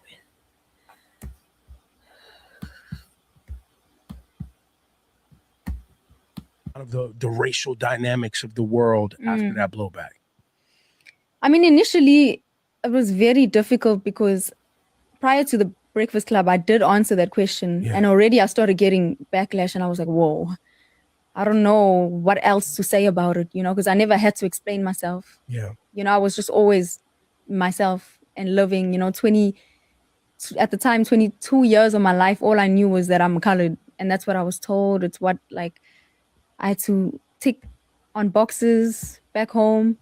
And when I was able to travel the world and learn more about the world, I then learned just how big the world is, and how different each country is, how different context is. So when I learned about what it means here, I was like, whoa, like this is going to be a difficult conversation to have. Yeah, right. Because in South Africa, we also have a derogatory term. So I feel like if someone were to come to our country and say they were that, I get why it would, Be triggering. Very triggering. So yeah, I feel like just having a lot of conversations and learning more about it, I know that being colored is like my culture, it exists in my context, but I'm also Black, like being colored is something that happened through a lot of pain. Our South African history is very painful. We were separated from each other and given these names, and colored became our culture. So it's still something that we're very prideful about. But yeah, I think it was a very important thing for me to go through and learn, and for the conversations to just open up, and I just hope whoever sees this can make their videos on TikTok, and like maybe we can come to some sort of understanding. It's just such a huge conversation to have. What? Oh my God, they got her in glasses to try to make her look super intelligent. It was good. So she can have this conversation. It's really all about being colored and being Black people in America. You said, we got a whole play. I just went to go see a play, Tyla. This is why I know this shit is false. This is false narratives being put out by your people to give you an excuse for failure. That they didn't just like you like that. Like Tim's people like. People really like Tim's. Tim's is good. Tim's is different. Let me tell you why people like Tim's. Tim's is actually a talent. She's very different. Tim's actually can write. She's a writer, everything. So people really tend to like her. You are not Tim's. That's what the problem is. They trying to oversell you over Tim's. They think you being fair and you being like, they know Black people in America. We got colorism problems. So they got one in Africa too. Okay. Colorism has went all over the world. Girl, we got a whole play I just went to go see the other week for color girls who for color girls that was written in the 1970s. Why? Because we used to call ourselves colored too. The white folks used to call us colored. That's where y'all got it from. For South Africa, they got it from because we Black people were called color here in America. We know the history of being called saying you're colored. We are a colored group of people. We are biracial, Tyla. Okay, the Black American experience is mixed up with all kind of stuff, okay, because of slavery and everything, okay? So, girl, ain't nobody, I don't know why they trying to sell this narrative that we got a problem with you coming on thing. I don't know who Black people getting up here. They are unintelligent Black people that are telling me, because you called yourself colored. No, that's why we didn't buy your record. No, that ain't. We got a whole play. I just went to go see a whole play. One of the most popular plays in American history for Black Americans is called For Colored Girls Who Have Considered Suicide When the Rainbow Is Not Enough by Ntozake Shange. The fuck y'all talking about? Did y'all letting them sell this bullshit over and let y'all Ebro up there? Yeah, well, see now, because they put out here as little I can't stand y'all off the guy. They put out here has help social engineer. That is not why you is not Tyla. I'm about to give you some truth here. You don't got to go to TikTok. It ain't because you called yourself colored on there. That's an excuse. The reason you sold 4,000 albums is because you just can't compete with these other girls. Being pretty and being able to dance ain't enough. It's all kind of pretty dancing girls out here. You got Kalani, you got Chloe, you got all kind of motherfuckers. It is not enough.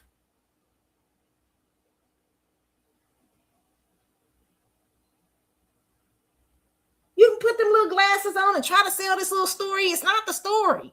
The story, we ain't got no problem with nobody calling themselves color and saying they not black. You know how many black people in America have made it in show business and been biracial and saying, I'm not black, I'm not really black. Yeah, black people might give them backlash for a minute, but they gone to be big stars. It's a lot of them. Lies y'all telling. This is not, y'all do her a disservice to we're doing her a disservice so she won't work, so she can work on the things that she really needs to work on. Thing is, there's nothing different about you. You know what Rihanna made it?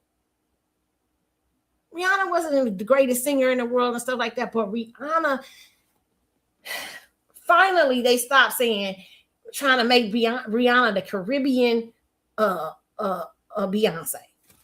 They finally said, you know, shit, this ain't working. And the SOS, it was a good song and everything, but this ain't working. We can't do. You know what they did? They found out Rihanna's little personality, which is a little firecracker Caribbean chick. She's very much that, or she gives off that. Okay. And they put Good Girl Gone Bad. That album was it really showed her personality, who she was. Then you start seeing Rihanna out more being who she really was, who she was grounded in her art. She started bringing herself to her artistry. Tyla, you just a version of something they done made up that's already out here. They just thinking they can sell you because you pretty. And that ain't gonna get it. And ain't nothing harder than the Black American audience. They'll reject you in 5 seconds. They trying to get us now where they want us to, that's why they breaking up these urban communities and stuff, because sometimes we a lot stronger together, because we be peeping gang. We be like, what? That ain't right.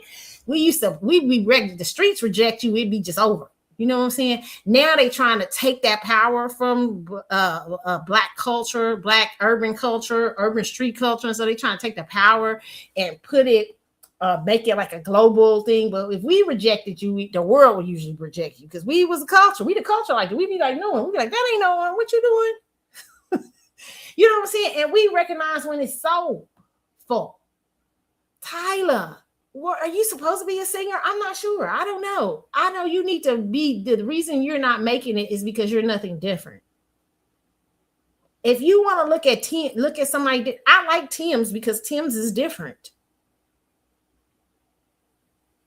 I think, where is she from? Where's Tim's from? Because she's the artist that's been able. They keep pushing that other one too. There's a couple of them they keep trying to push. Shabuzi, the country boy, and they keep trying to push Dave, what's his name? They keep trying to push. He's another one they keep trying to push. Okay. But really, Tim's is really the true thing that's, to me, emerges out of Black African music culture. Because she has her own brand, her own look. She's a songwriter. She really emerges to me as a true thing. Not just globalism trying to reach his hand and trying to muddy up the waters and trying to bring in a global Beyonce / Cassie who can't really sing that good. Listen, they ain't got the skill set of Beyonce.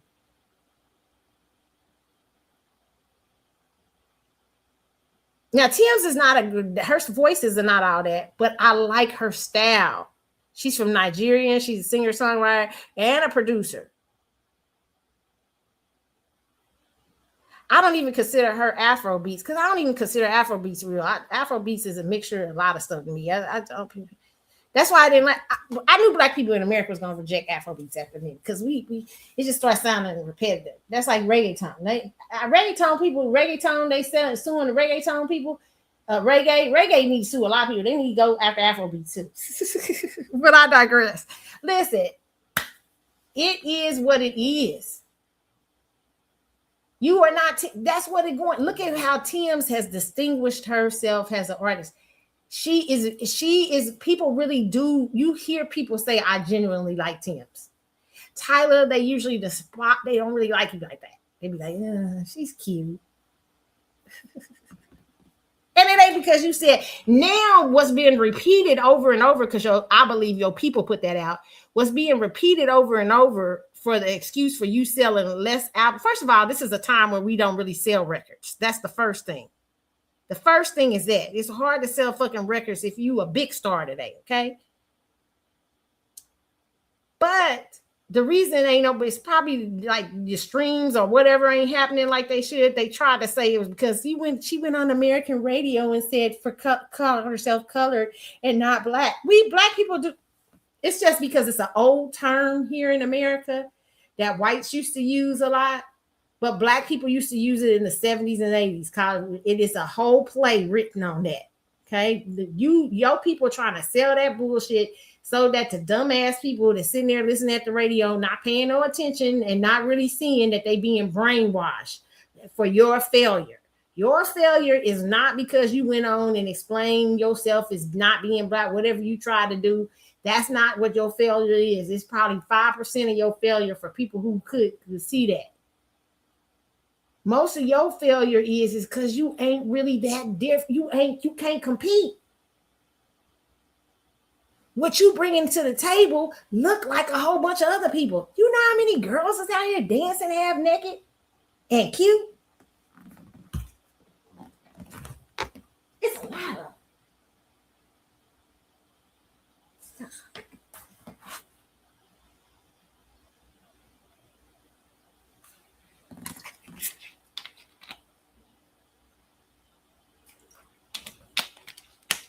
That's the problem sometimes being pretty. I'm gonna tell you the truth. That like sometimes you think pretty gonna push it over. Listen, no, it's not. Let me tell you something. Beyonce, beautiful baby doll. I call Beyonce baby doll, beautiful girl. But Beyonce understood the assignment. Even though I don't be liking Beyonce sometimes, I believe Beyonce's a hype machine.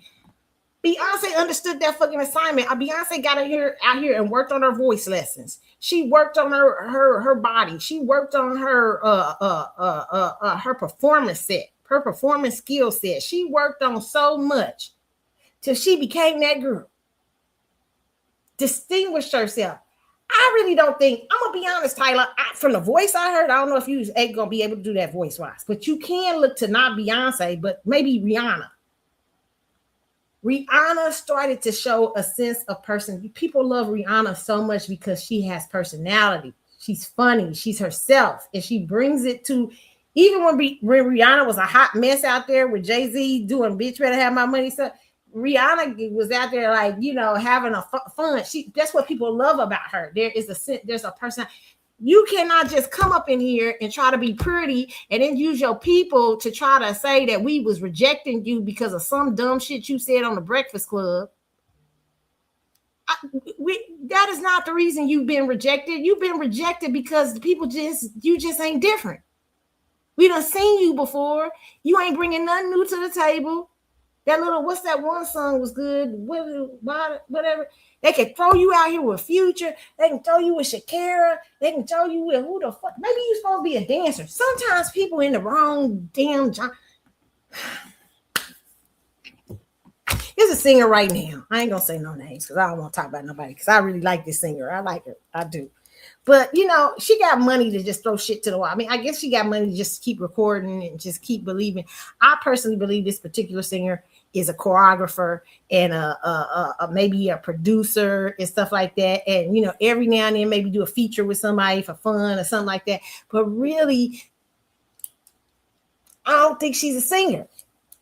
I mean, she cannot get a hit. I'd be like, oh Lord. I mean, every time she comes to do a song, I just be like, help me, Jesus. Oh Lord, no, not another one.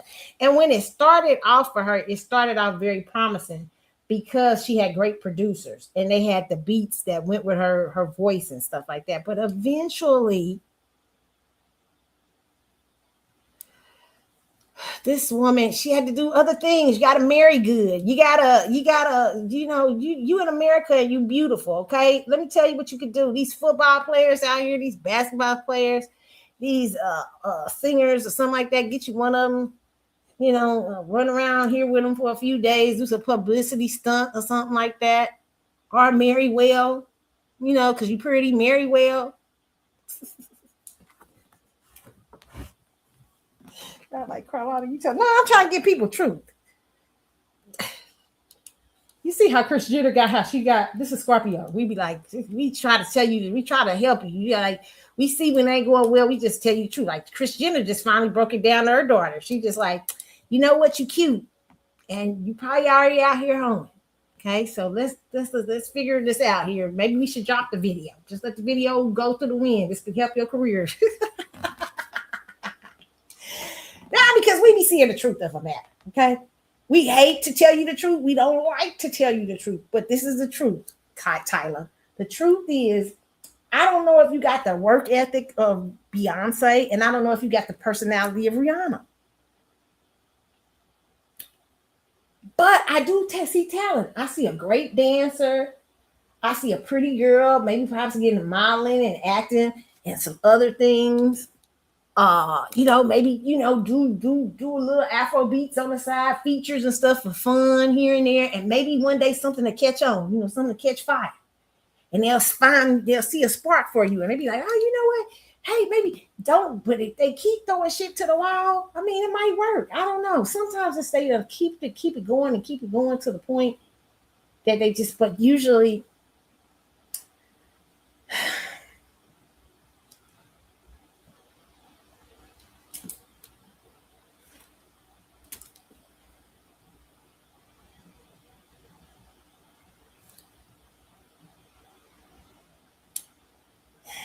and there's some people behind her because she keep getting these platforms.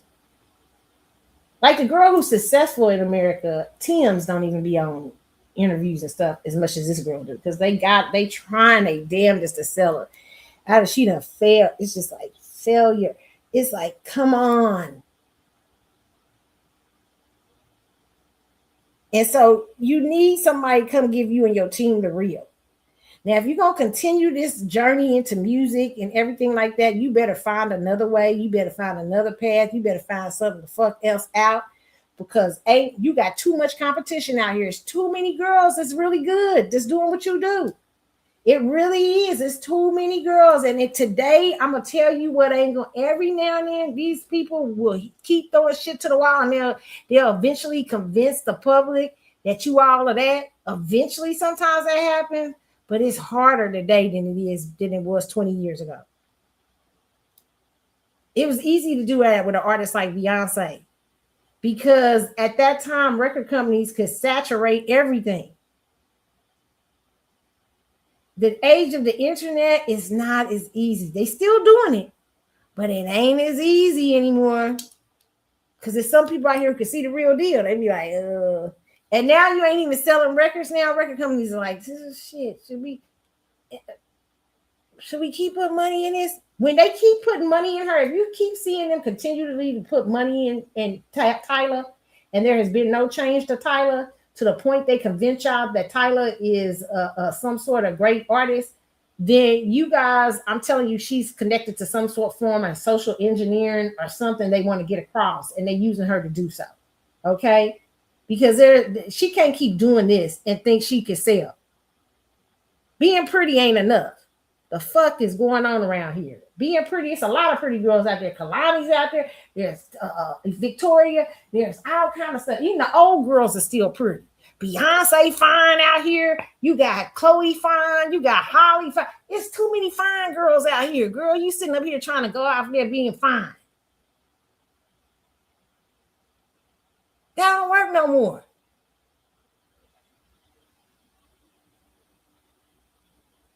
Well, I do Afrobeat. Girl, don't nobody.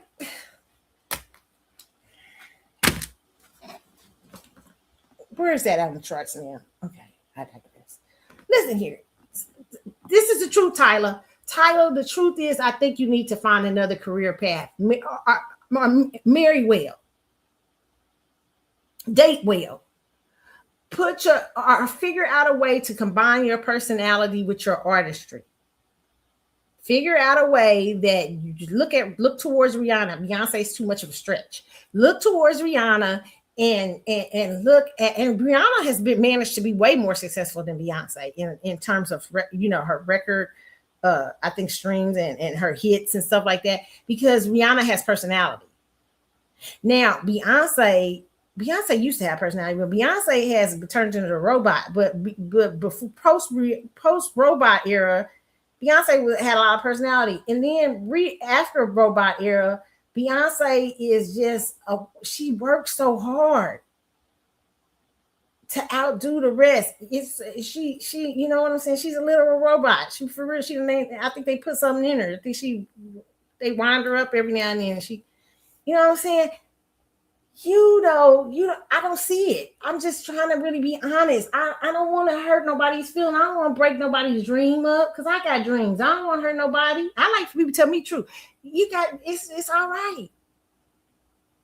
It is not that, it's just I'm saying what your people are depending on for you to catch on in America is not catching on, and it is not that race conversation you should be having. I sat there and see, you know why I got interested to put it up? Because I'm tired of them trying to throw shit to the wall with you. I keep seeing them trying to force you down everybody's face. I was ignoring you at first, and then I saw the third platform you was on talking about, well, yeah, I just happened to say I was colored, trying to sell that narrative that people in America rejected you because of color, that for saying colored instead of black. That's bullshit. And anybody else who was saying that first term started in America. That's not a South African thing. That the whites over there got it from the whites over in America. They used to call black people colored. Here, we got, like I said, one of our most popular plays in Black American theater is for colored girls who consider suicide when the rainbow is not enough. Stop it. Stop trying to sell this dumbass narrative, you and your people. Dumb shit. Go work on yourself. Go get a personality. Go get something besides your looks and dancing to make it. Sometimes as an artist, you got to dig into yourself. Oh my goodness. Sometimes you got to get with somebody who can see you when you can't see yourself.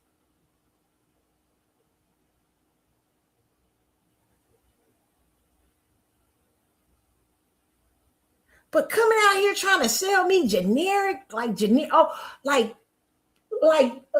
thrift store Rihanna, it's not working.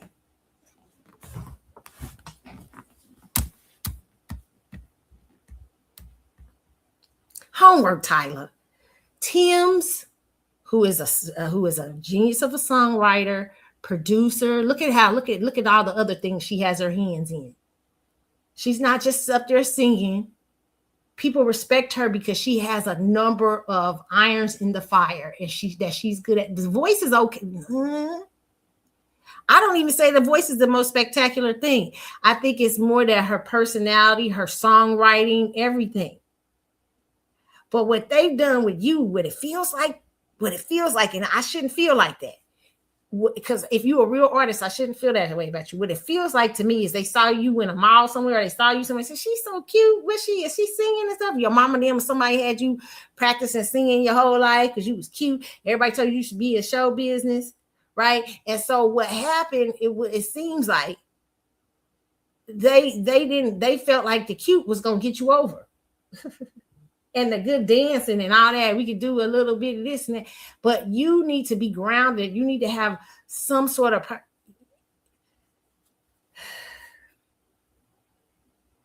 I don't know who you are as an artist. You sounded like a bunch of you. It's just it's not coming across, and that's why you're not selling. Tim's come across as an artist. Rihanna comes across as an artist. You are not. That's why. It's not because you quit going around on radio. You're wasting fucking time. Quit going around on these radio shows I'm telling your people this too. Quit going around on these radio shows and shit, telling that narrative. That's bullshit. It might work for a minute. Maybe it'll put you out another hit. I don't know. Maybe they'll sell it. They'll sell it to the hilts on the radio and put it to where you can't hear nothing else. And then that's gonna tie you up, sis. Because if they have to sell you like that, if they have to sit, they're gonna always have control of you. So the best thing you could go do, I can see you, they try to put you with Chris Brown or something too. I can see it. I can see it trying to get you. They're going to try to sell you off some sort of way. But listen, here I'm going to tell you to ground yourself. If you really want to be an artist, you really want to be successful at it, go back to the drawing board, go back to work and get off the internet, get out, be quiet for a while. Go work on your music, go work on your songwriting skills, go work on developing skills. Now, if you want to be out here and try to be famous and say, hey, I just want to make it out these looks and this and that, well, marry well. It's a lot of these guys out here that looking for wives, and you can marry well these NFL players, NBAs, these record execs, and all this stuff. Marry well, date well. That could be a part of the publicity thing. Maybe get into some acting and singing. Look at Cassie. See what Cassie did before Puffy. See, Cassie's mistake though was just staying with Puffy, just thinking she was gonna marry. No, you gotta know when to hold him, know when to fold him. She didn't know when to hold him, know when to fold him. Even though later on it paid off, but she didn't know when to hold him, know when to fold. She went through too much. You get with somebody and let them, you know what I'm saying? And that's how we'll do. Okay, just marry. You know what I'm saying? Date, put your dating out there, all the publicity, and they'll catch on. Somebody like a song, they'll like some crap. You know what I'm saying? That you can do that, or you can work or go back and really work on yourself and really work on developing yourself as an artist, developing yourself as as much as you can as a singer. You don't really got to be great. You just got to be unique and different, and be grounded in yourself.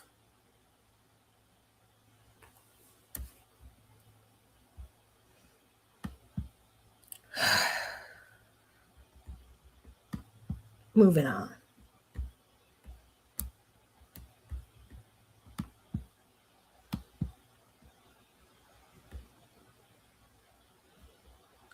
And I'm not trying to be mean. I really actually am trying to help. I know I sound mean, but I really am. Sometimes I get tired. I got to tell you the truth. Like when I keep hearing narratives over and over and over again about somebody, and I'm like, that is not what people are tripping off of. I ain't heard nobody out here in major discussions about Tyla talking about rape. It's a couple of internet people up there who don't understand, who probably, I don't know, you might be from a different not Black American culture. Are you a Black American culture person? You're a person in the Black American culture who don't know your history, or you're a person that's of non-Black American culture and you're sitting up here having this colored girl Black argument. That's not what Tyla's problem was. It's not what it was at all. She had one major big hit, that Water, whatever that song was. And she thought it was all going to be fly from there. But it ain't. That ain't how it goes. It then all of a sudden, it was a whole bunch of girls out here now. And you don't sound no different. I'm just trying to tell you, it's people better than you doing what you do.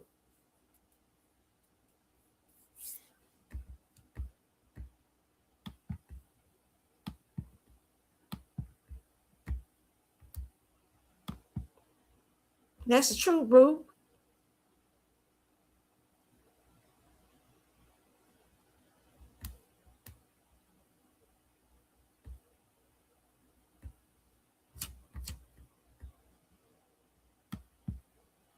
They said Diddy just had a fight in his solitary confinement. It's almost time for him to get released. Be careful, Diddy. Maybe you need to stay in solitary confinement until you're released. Okay. Let me give y'all the other story I wanted to talk about. Okay. MalcolmJamal-Warner's wife did interviews this week with Gayle King. Oh, Gayle. I need y'all to.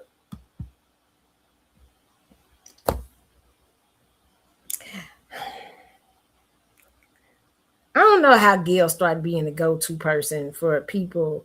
I like you, Gayle, but I like Gayle more in a newscaster position. I don't know. It's something about Gayle for me that does not do it. When you need somebody to really talk to or bring across certain things, Gayle just doesn't have that natural flow. Like, this lady should have been interviewed by Oprah, really, because Oprah would have been a little bit more. Gayle is more like, I'm trying to be in with everybody. Yes, you know what? And listen, I understand Gayle.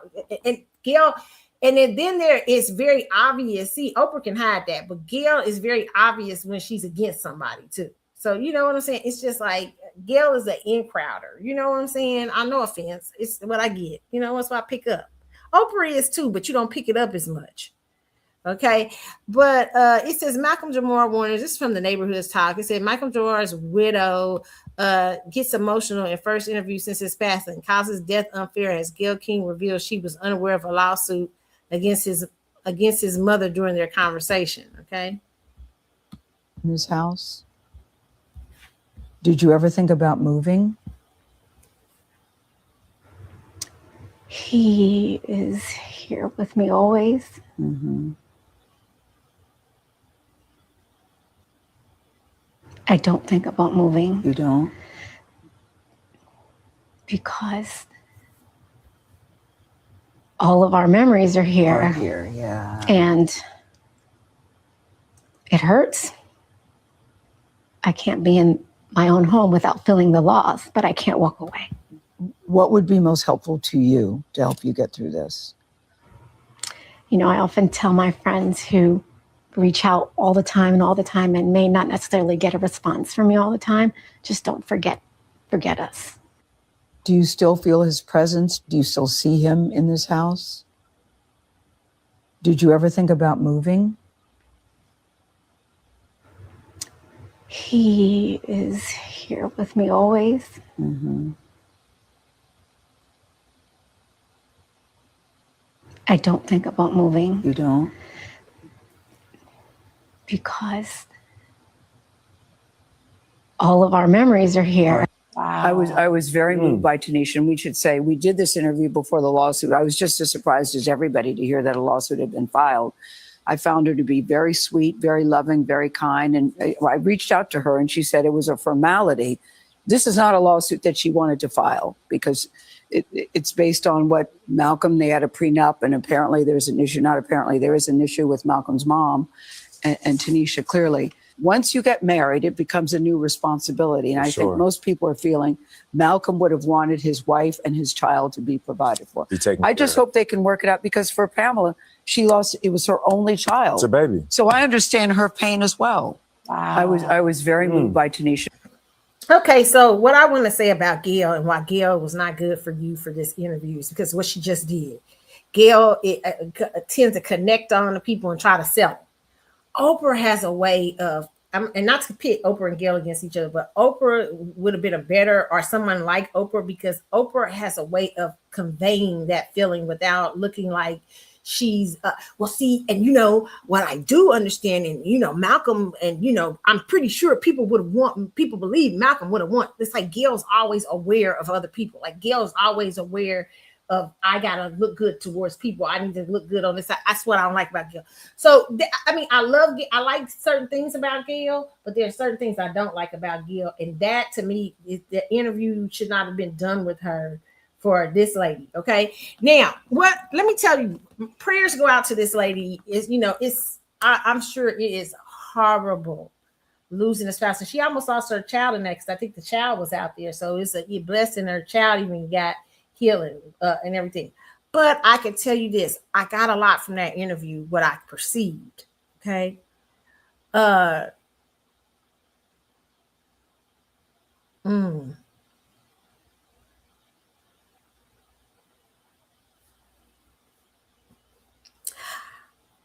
gonna tell you the truth. I see why this woman probably didn't get business done.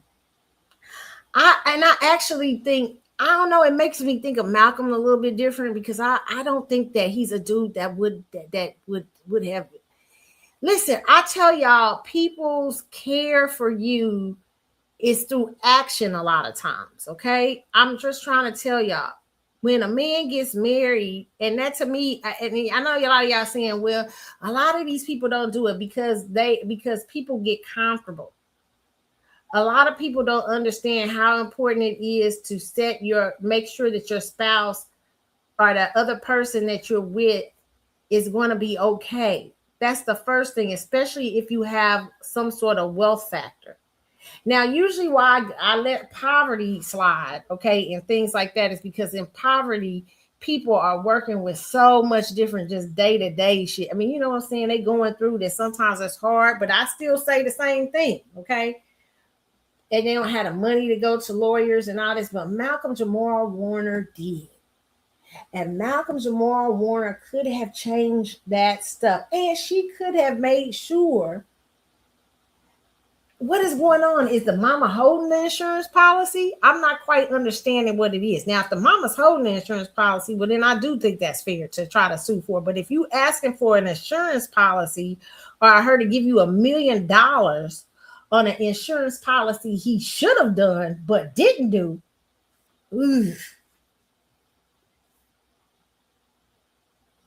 that's the breaks. That's my personal opinion, because you can't, she has to go by that trust. Excuse me, ladies.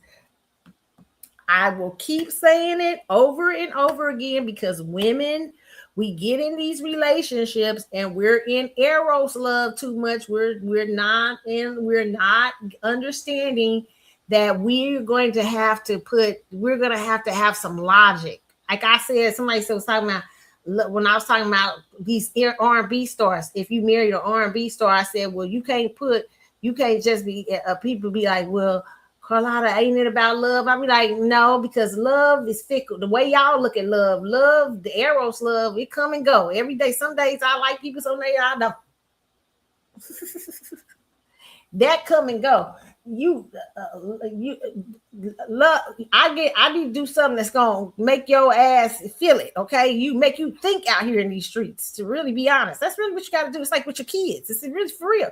You got to be out here and be like, you married to Maxwell. You got to let Maxwell think, shit. This motherfucker will write a book on me if I'm out here. I got a second family.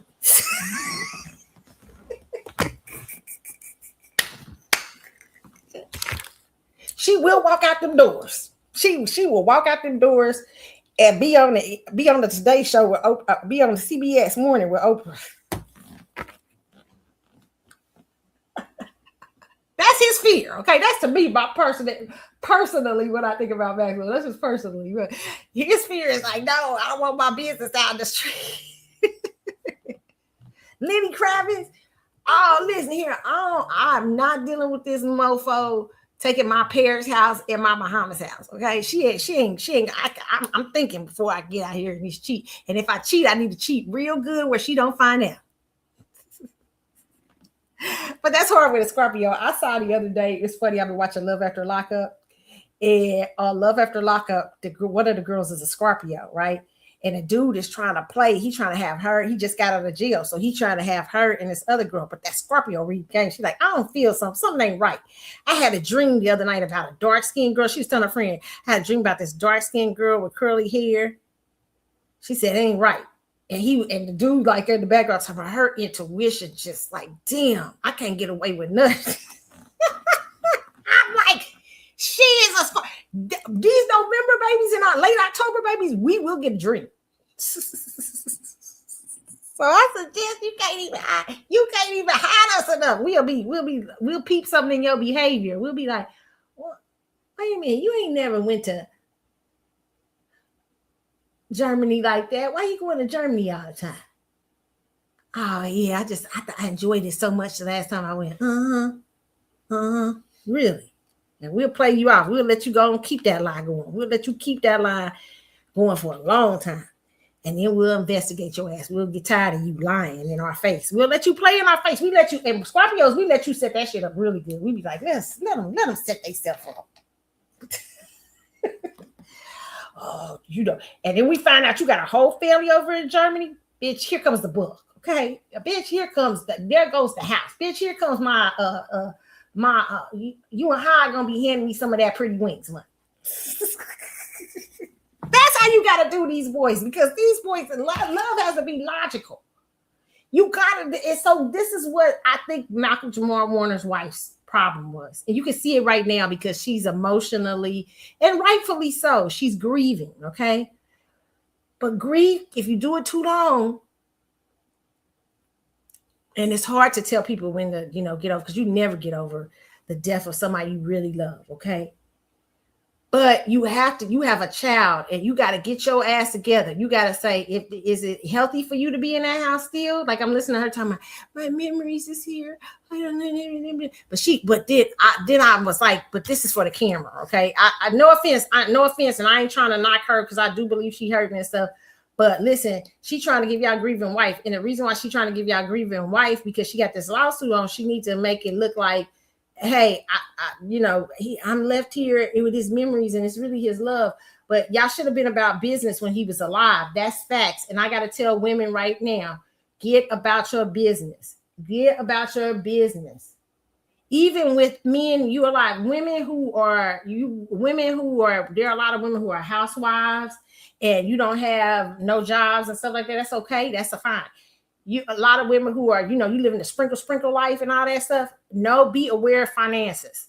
Okay. Be aware of setups. Does he have a setup?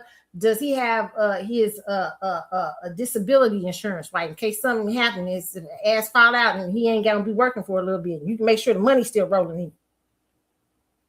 You got something. Is the disability and how? Like I had to look at something the other week. Is the disability insurance looking good? Is it right? You got to look at all that, okay? You got to protect yourself. Seriously, because I know a woman, right, that didn't do that, and shit, she was about to get a divorce, and she's like, and the dude ended up, he had some sort of stroke or something. Listen here, she had to take care of him. She felt bad. And she was like, because she didn't want to give him up, because people didn't know they was going through a divorce. And she went in and she helped him, but he ain't had nothing set up, like no disability, nothing. So she financially had a lot of loss, everything. I said, you should have just gave him back to his family. His family was asking for him back. You trying to look good out in these streets. That's what I was just saying. You girls, you can't just be in love. And this is a woman who allegedly was with MalcolmJamal-Warner for years. So you knew how he rolled. You knew him and that mama was fighting cups. Like I said, some of y'all got Lestat mamas out here. Okay, look at Lestat on Vampire Show. Okay, so you can understand what I mean by Lestat mama. Some of these big got relationships with their mama like Lestat. Okay, it's damn near incestual. Yes. Okay, so you women you got to start rethinking things. Okay, I feel very sorry for her, but I bet now if it's girl, I don't know if you're gonna get that $16,000 every anniversary and stuff. He gone now. You should have been making sure that was in the will. My wife can, in the event of my death, my wife will receive $16,000 from my fund. And then now I'm hearing there ain't even as much money as people were saying it was in here. A mess. Okay, that's why we gotta just take her. We gotta be better. I'm doing this. Hey y'all, I'm telling you, I'll be going through some same stuff that I'll be preaching to my damn self. Okay, I'm talking about even with my family, different things. I be saying, people, you gotta have shit together. If you ain't got your shit together, it ain't right. It ain't right for you to leave me with a bunch of shit.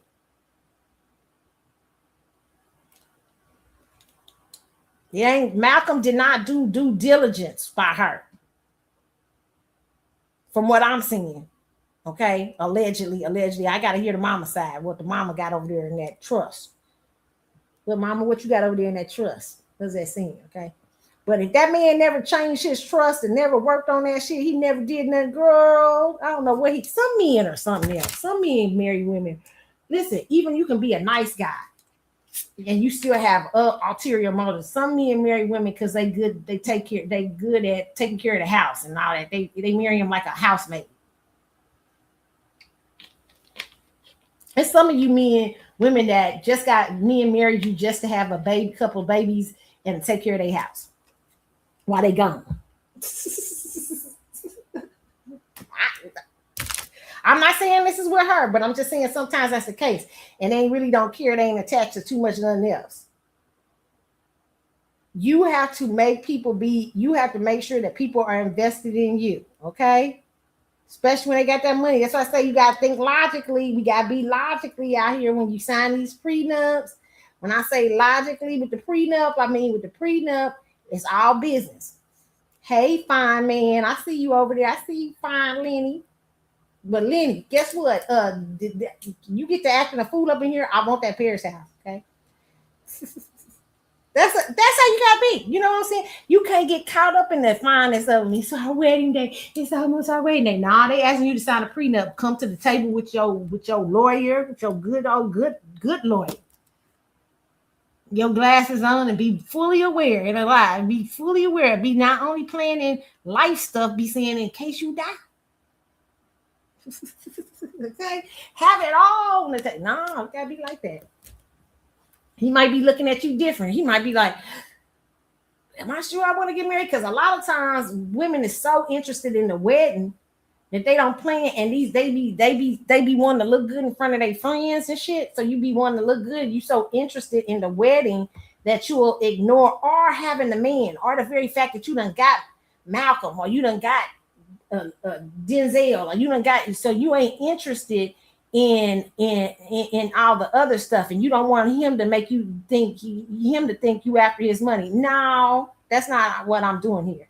If you bold enough to ask me for a prenup, I'm bold enough to come back at you and make sure it's all good. Okay, because you ain't gonna get me and waste my time and play up in my face.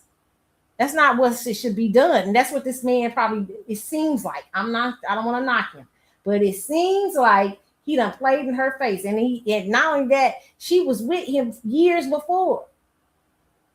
And then they finally get married. She has a baby. And he don't leave her in charge of the wheel, but leave his mama. Ooh, that say a lot. Ooh, that say a lot, baby. It say so much. It say so much.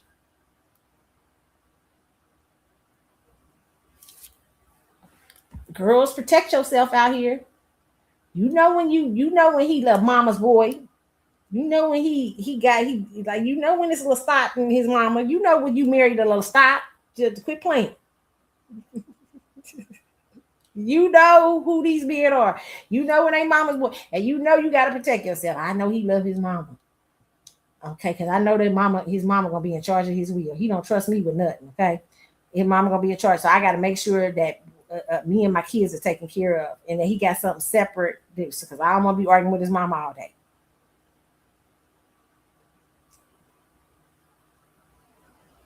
But some of y'all just interested in them titles when y'all dealing with them famous boys. Okay, and them celebrity boys, I'm not impressed by titles and stuff like that. It's cute. I like it. I like a good. I'm a Scorpio. Scorpios, we like a little power. Shoot, that's not. We like a man who holds his power wheel and all that stuff. We like that. We like, oh, okay. But that's not impressive to us. You ain't gonna press me so much. You're gonna press me out of this game that I need to think logically with you, and I need to protect myself. And especially when you're dealing with something like this, because now she got to come out. Now it's not like a private situation where you got a non-famous man and you got to deal with their family. So it's not that. Now you got to deal with press, media, everybody up in your face talking shit, everybody blah blah, me talking shit, everybody talking stuff about this situation and all this stuff. Famous men, listen to your men, famous men and women. Some of these people y'all married, they work every bit of that money they asked for, because it's not easy being married to y'all and having your life exposed to every damn body. And he tried to hide her ass. It didn't do no good, because now in death, she's already out here got to do press because he didn't do a fucking good. That's another thing. Why is he trying to hide you either, too? That's a marriage, you ain't hide you. You ain't hear me. Well, no, I'm a straight. You might could hide me. But you could best believe behind the scenes, I wouldn't be hidden. Okay, but they allegedly, they said he kind of kept it secretive. He kept their identities and all that, which is interesting to me. It's a lot of stuff there that I'm interested. And then he had it so that his mama ended up with controlling everything. I don't know if he even that kind of stuff. I'm wondering if it was more what was going on there. I could tell you what I suspect, but I don't want to give in. I don't want to go in on nobody right now. That ain't my business, especially somebody who done died. Listen, I'm trying to say it's just the girls, you got to be very aware of this. You can't you can't just be so caught up in love that you don't have no logical sense and the logic about you.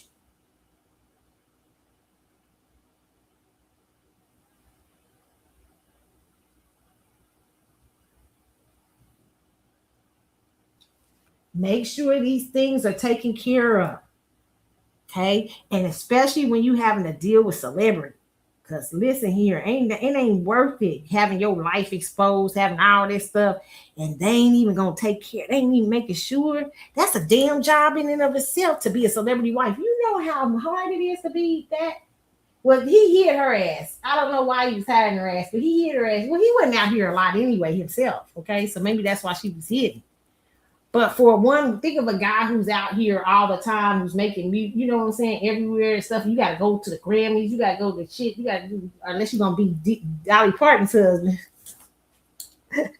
Dolly Parton's husband said, don't put me in that shit. Okay, but for if you are Stedman going to be bothered. Stedman like, I'm out the house, okay? Let Gail go there. I ain't going none of that. Stevie cracked me up. He said, Gail can go. I love it, though. I'm for it. Whatever floats your boat. I'm just saying, when you got to go to red carpets and all that stuff, you got to keep your weight down. You got to eat grass and baked chicken all the time and shit. Listen, I've been working with my weight with these GLP-1s, and it really has showed me how hard it is when you over 50 to make sure you maintain your weight. Chad, I've been trying to go I've been going there, but maintain. I'd be like, okay, I see what it is. You know, you're gonna sometimes you have to eat some grass and some, you gotta eat food to I'm learning you have to eat food for survival. What is it for nutrients? You can't eat it because it's good. You gotta have your once a month good or once a week good or something like that. So listen, imagine being a celebrity woman out there and married to one of these dudes, okay? And you having to work out every day. People be like, what they do? They at the gym for 3 hours. Shit, they gotta keep their body tight, keep their self going. They gotta keep their shit. These girls, they in the business of not only it's a business of being his wife or being his girlfriend. Shit. I saw one dude who used to take his girl. He said this one girl he used to just take all the time on the red carpet. I think she was a red carpet girl. I said, this is a red carpet girl. But she was always looking good. I always had that body right. Now the clothes was half decent, but her body was always looking good. Okay, she always looked good. You gotta look good. Okay, I can't tell y'all how much being good looking, how it transforms certain things and stuff for you. By taking care of yourself and taking care of your health and your body and stuff, how it just starts opening up another world. But just what these women have to go through. I'm not talking about his wife because I don't think he was out there as much. So that's why he was probably able to keep secret, but for women who are married to women, some of these women are quiet. They keep these to themselves. But I think about Savannah James, or think about Steph Curry's wife. Aisha, who y'all come after all the time, but Aisha is an Aries. Aisha ready for the smoke. She enjoy the smoke.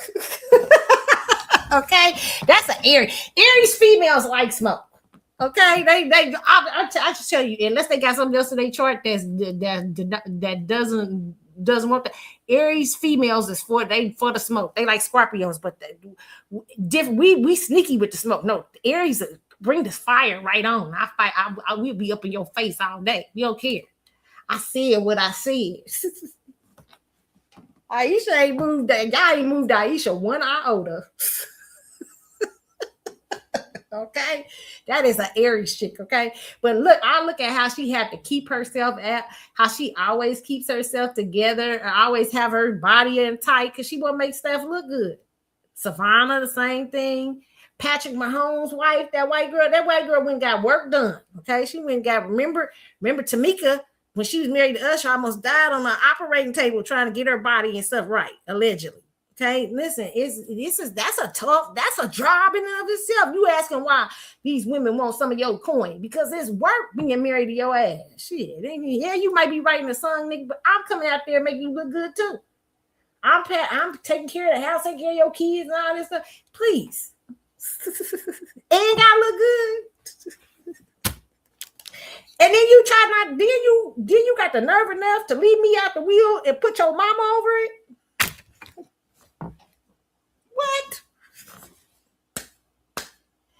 But can I say this? It's not women who do not know this.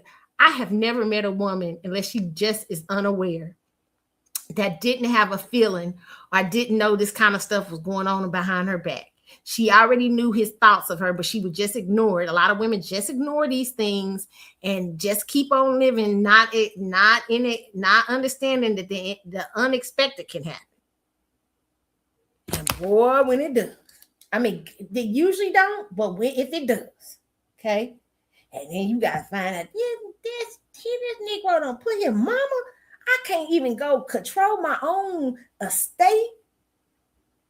She probably ain't even got control of that house she living in. That's probably how deep that is, okay? That's why she's having to fight it in court. But I also say it's a lesson about business. You can't afford to be out here lacking without logical skill sets entering love relationships. You have to think logically.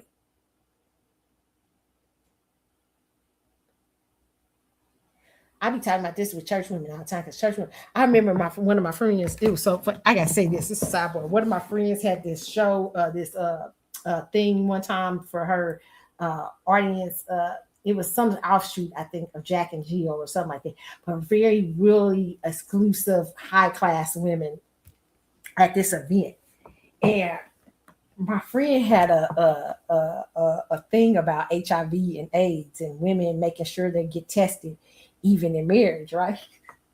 Oh, you should have saw the look on those women's faces when the HIV AIDS person got up and said, and the woman was like, she said, I suggest that you even be tested and married. And the woman said, well, why? One of the women said, well, why would we need to be tested? And she said, because your husbands could be out there. Now it wasn't that these women didn't know that they heard, but it was just the idea that you said it publicly. You could hear the gas, the clutching of pearls. This was back in the day, though. This is like her late 90s or something, like early 2000s. It was hilarious. I mean, me and her, we was chuckling in the back so bad. But because these women didn't want to face, they just wanted to keep face about living the good life or living the, this and looking like not really looking at behind the scenes that some of your men might be on the down low. Some of your men might be out here in these streets. Okay, and you got to protect yourself. I'm telling you logically, girls, that you have to protect yourself. And it's the same thing with finances. A lot of women want to clutch their pearls, but no, you got to protect yourself and make sure, especially if they got money, they're protecting you.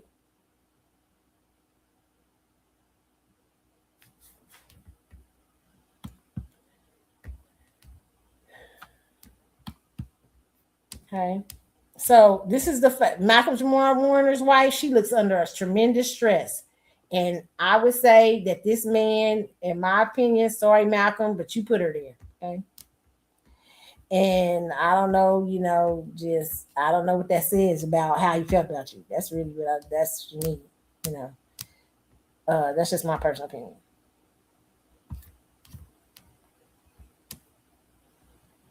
Okay, we got two stories on my left I'm talking about. Let me see. One, Marlon Wayans, what he had to say about spanking, real quick. I'm almost there, so I can give y'all.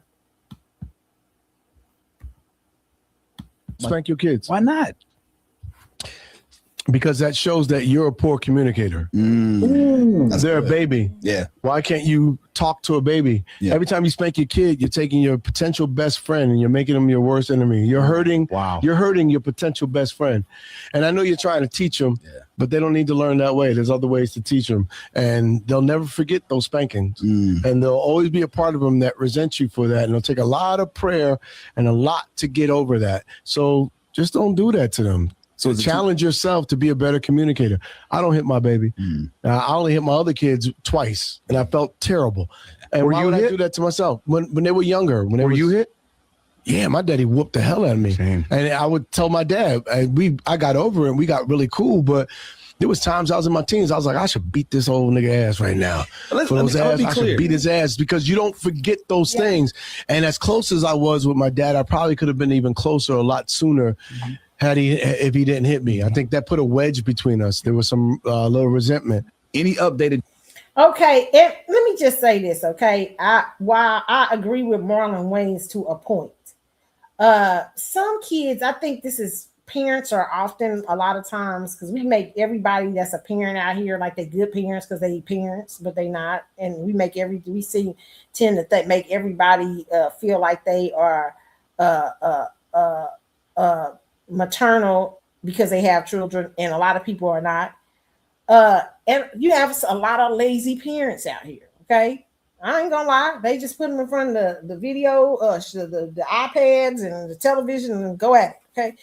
Listen, and the iPad and the television raising your kid, okay? Being a parent requires knowing kids' personality. Some kids don't respond to spankings. Spankings are not their thing. Some kids need a spanking, okay? You have to know who your child is. Some kids are great with the talk. I was one of those kids that was great to talk. I do have a spanking that I resented, that I did get mad about. And because my papa was wrong. Okay. It wasn't now the other spankings I don't care nothing about because I know I was out there acting the fool. Okay. But one of the spankings I got was my papa. I was down the street at one of my friends' house and they thought I was lost. They didn't know where I was, and they was calling me and everything like that. So I came outside, and I will never forget this. My papa was so nervous. They were so upset. And when they seen me, they was like, what? Like they had been looking, but my grandmother had forgot that I had told her I was going to be at the friend's house. My papa came down there and yanked me up. My friends were there, yanked me up. I was probably about 6 or 7, maybe about 7 or something like that. It kind of swapped me up back of my butt. Like really, I was so embarrassed. I was so mad because I'm not a kid that responds to that. But he was more angry is thinking he lost me or thinking something that happened to me. And he didn't know how to express that. Black parents, they get the switch. I never got beat with no switch, but I knew kids who all the time, like some of my friends, they tell them go outside and get a switch and all that stuff. But they use, belt or they spank you and stuff like that. And I knew that was, now looking back at it, I knew it was his fear. But let me tell you about this little Scorpio right here, okay? You can't play with me. Okay, even as a little Scorpio up there, my grandparents will tell you this little Scorpio something now. Listen here, I permeated that house with silence. I was like, I ain't talking to nobody. I shut down. My grandma would come in here. I wasn't talking to nobody. I wasn't talking to nobody. I'm going to make y'all feel this. Y'all going to feel that y'all supposed to be, this was not right. That's one thing I would do. I heard my grandma saying, Lee, you need to go talk to her. Oh, I feel so bad. I didn't know you knew. And I could hear him in the other room talking and stuff like that. I was sitting out on the porch. I wasn't talking to him. About 3 days. I was going on 3 days. Listen, I'm a Scorpio, baby. I was a Scorpio child. I was going on 3 days, and I practiced silence. Silence was a thing for me. I could practice it. I'd shut down the whole house. My great-grandfather called and said, Kiki, you all right? I'm like, yeah, I'm all right, Papa. I was talking to him, but I wasn't talking to nobody else. I was like, shut it down. Finally, my grandfather's coming home from work. 3rd day, he come up the steps, sitting on the steps. I ain't saying nothing to him. He had an ice cream cone in his hand. He sit on the steps next to him. He said, I'm sorry, baby. I was so scared. He finally expressed to me what he was up, I didn't know where you was, and I didn't know your grandma had known, and she forgot, and I shouldn't have did that. You accept my apology and hand me the ice cream cone and stuff, and I looked at him and I said, I understand. I broke the silence. They was like, good, this little ass, this motherfucker gonna punish us. Right? But that's why you gotta know what kind of your astrology of your kid too, okay? But yeah, I was like, you ain't gonna, I was sitting there, I would shut it down. And so, but he did see the moment. He really saw it, and he really saw it. And then he never really spanked me after that again. And I used to get spanked. Him and grandma never really spanked me after that again and I got a spanking from somebody at my school, a teacher at my school, for breaking up one of my friends' fights. And she whooped everybody and they had me down for no spankings or whatever. My grandfather came up there and really, literally terrorized that teacher. because he was so distraught about him. And what he told me later on, they said Kiki really wasn't a kid that needed that. She just you could talk to me. That's me. But there were some kids who need a spanking, baby. And there was sometimes I needed one because I'd be like, I would have been out there wild now. Okay. So here's what I'll say to parents. When you do whoopings out of anger, I do believe that sometimes you make tragic mistakes with your children and not understanding who your child is as a person. Like, you got a little badass that need a spanking. Some kids need spanking. Some kids respond to corporal punishment. That's why the jails is out here and stuff like that, because jails and stuff exist because and the death penalties and stuff, because some people respond to, like, they be like, I'm gonna get in trouble. Some people do respond that, some people don't. Some people's punishment is other things, okay? But that's why to me the justice system should be really looked at differently, because some criminals respond to different things. Like I remember when I was growing up, and that's a lot of reasons why parents say they have corporal punishment. They whoop, and the Bible tells you that to make sure you train your child right. Sometimes you need to put a punisher, because some kids don't get it. Okay, it just depends on the child. I knew somebody who was when I was coming up young. One of my family's friend's son. He said he couldn't survive on the outside when he got out of jail. He got out of jail. He said he did not know how to survive on the outside. So it made him dangerous while he was outside free, because he was looking for any reason to get back up in that jailhouse. Why? Because jail doesn't really teach responsibility. It gives you some responsibilities, but it's really not really pushing them buttons of some people that need it. Some people find jail very easy. They'd rather somebody wake them up, tell them when to eat, tell them when this and that, tell them when this and that. You know what I'm saying? And they not learning no other skill sets. And so jail is not really a punishment for them, but it's escape. It's an escape. It's a way to not deal with society. You know what I'm saying? So that's why you have to understand, what is it that gets your kid? What is it that your kid doesn't like? Me, I was a social. I like social stuff. I love stuff. So you punish me like not getting to go somewhere or do something. Oh Lord, I'd be ready to pop. That was worse than a whooping to me. Okay, a whooping, I'd be like, listen, I'm defiant. Okay, but some kids, it just depends. So while I agree with Marlon Wayans to a point, I disagree also, because some of these little kids need their ass whooped. That's just straight up. They'll respond to a good ass whooping. And you see in the comments, some people say, nah, I got my butt whooped and I did right after that. I did this and that. I did that. That's facts. I'm going to tell you that. Even when I got whooped, I always used to make sure they knew where I was at. I'm going down there. I'm doing this. I got it. Even though they apologized for it, right? So you really have to, it is important to understand your child. Don't do lazy parenting. Every kid doesn't need a whooping. Some kid need one good one. You know what I'm saying?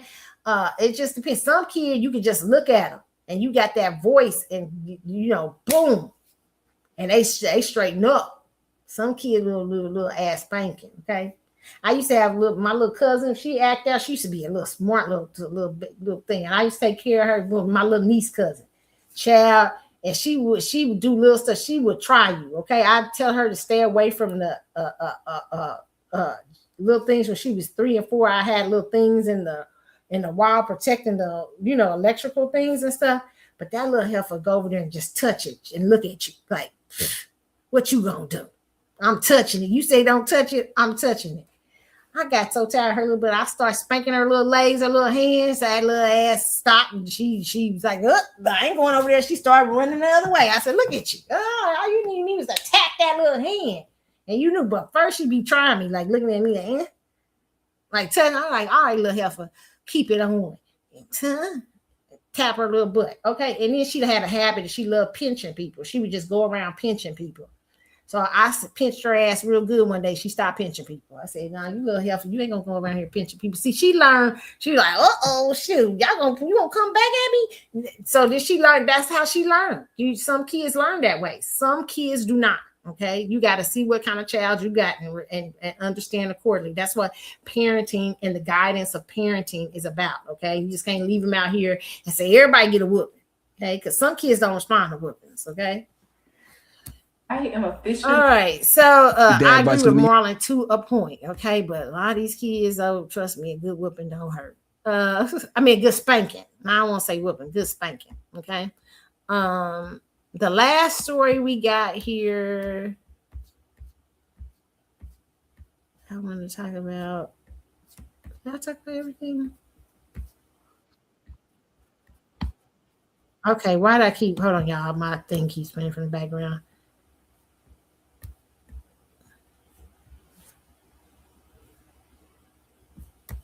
Okay, I think, is that it? Oh, it's time to bring back relaxers. There's a thing this woman is talking about, bringing back relaxers. Because a lot of Black women have stopped using relaxers. I still use a relaxer. I do it every now and then. And the reason why is because it's just easier. I don't got time. I used to wear my natural hair sometimes, but it just is like a lot. So so I understand both sides. But she was saying that that some women are not good at taking care of their hair. Like women who do natural hair care, they really do a lot of work. Okay, they really do. I mean, women who do regular relaxers do a lot of work. You got to keep it relaxed. You got to keep your hair trimmed. You got to keep your wash, all that stuff. Okay, but it said hairstylist Travail Lavore has social media buzzing after sharing his unpopular opinion on the ongoing natural hair versus relaxer debate. His comments quickly sparked debate online, with some agreeing that relaxers can be a healthy option when applied and maintained properly by professionals, while others defended embracing natural hair and raised long-standing concerns about chemical hair straighteners. Now, I'm gonna tell you this. I know there's a lot of rumors that chemical hair straighteners has given people cancer and stuff like that, but if that was the truth, I think that it does probably affect certain people. But if it was really like a huge problem, a lot of us would have. It'd be a whole about it. It'd be really a big thing of cancer out here for Black women because it's the idea that it causes ovarian cancer. I don't know how true it. And there are various researchers that say differently, so I don't know. But if it's a health concern, I understand that. This woman said, "Here, do what you want with your head. I had a relaxer for years and I went natural for years. I did that too. Now I'm relaxed again. I love it all." Okay. And she said, he said, "I'll stand on it." Okay.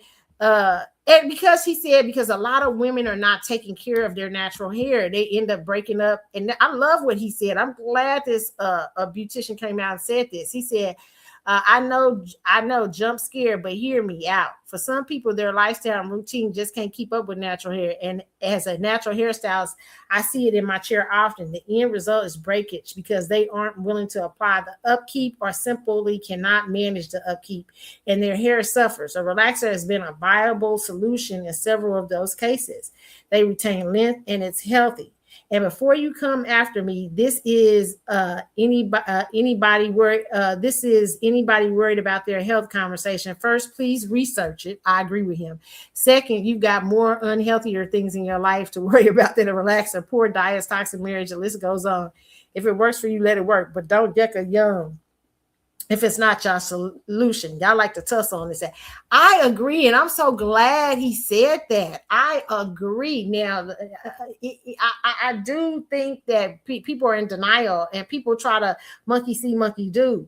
And if you worry about your health, I'm agreeing with him. You need to research and see what the proper answers and things like that is for you. But listen, shout out to Travail Lavore. He said that, and it's a really good, interesting conversation. I do think Black women, who can't handle your natural hair and you're not good at it, don't feel bad to get a relaxer.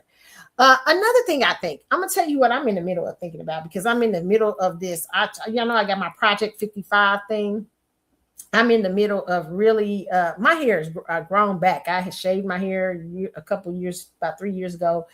It's not grown back all the way, but it's growing back. And I do all kind of different styles. I love playing with hairstyles, and y'all see it. I be putting on my page my different hairstyles or different this. I love playing with wigs, all kind of stuff. But I'm gonna tell you, because I'm going through this thing where I'm trying to get my weight down and get my body in a certain place where I want it, where I'm healthy. Let me tell you something.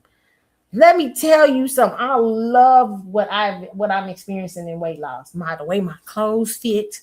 I forgot who I was, baby. I was like, whoa, you was a bad man, Majama. I see that about my dance here. Just this fine. I'm like, what? Man, I ain't where I want to be. But to be under 200 pounds.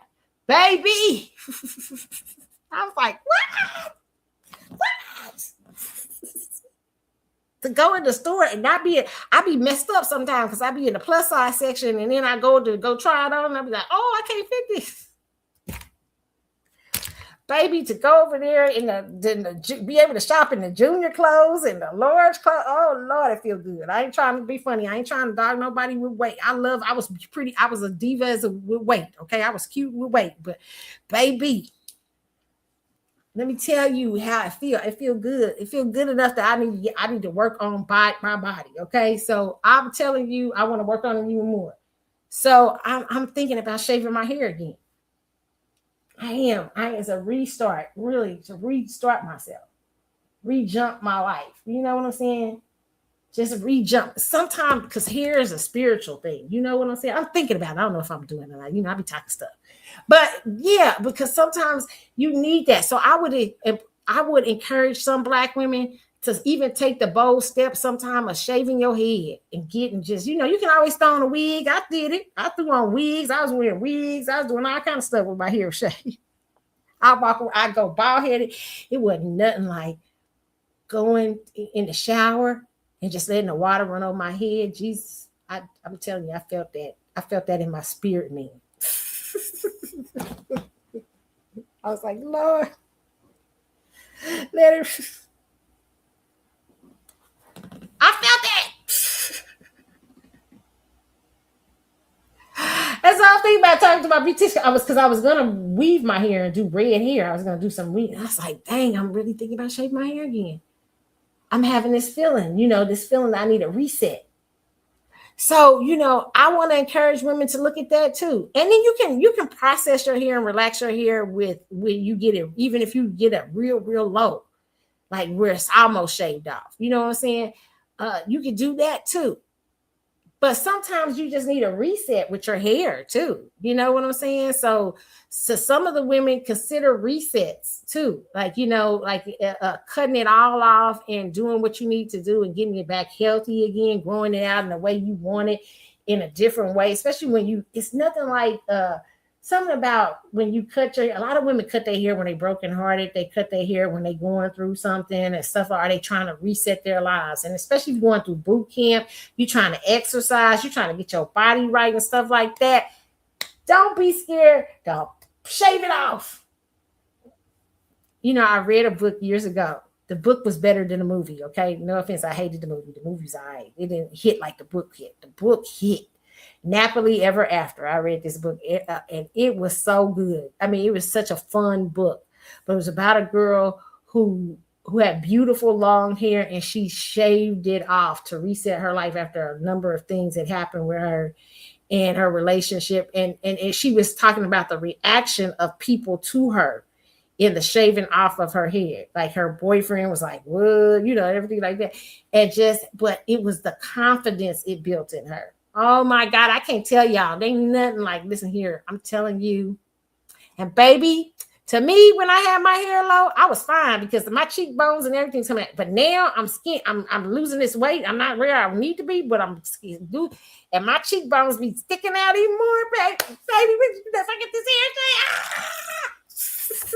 Okay, so sometimes it can give you a confidence and a love that you just really need. So I am with the perm, we're bringing back the relaxer, but sometimes y'all just need a reset period in a shaving of your head. I'm telling you, it is a spiritual experience if you let it be. Okay, all right, you guys, thank you for hanging out with me. I hope you enjoyed the show. I stayed on longer than I thought I would, but I hope y'all enjoy it. I hope y'all have a good, wonderful weekend. Can you believe we're already at Friday? Like, damn, it seemed like it was just Monday. Okay, it's moving fast, boo.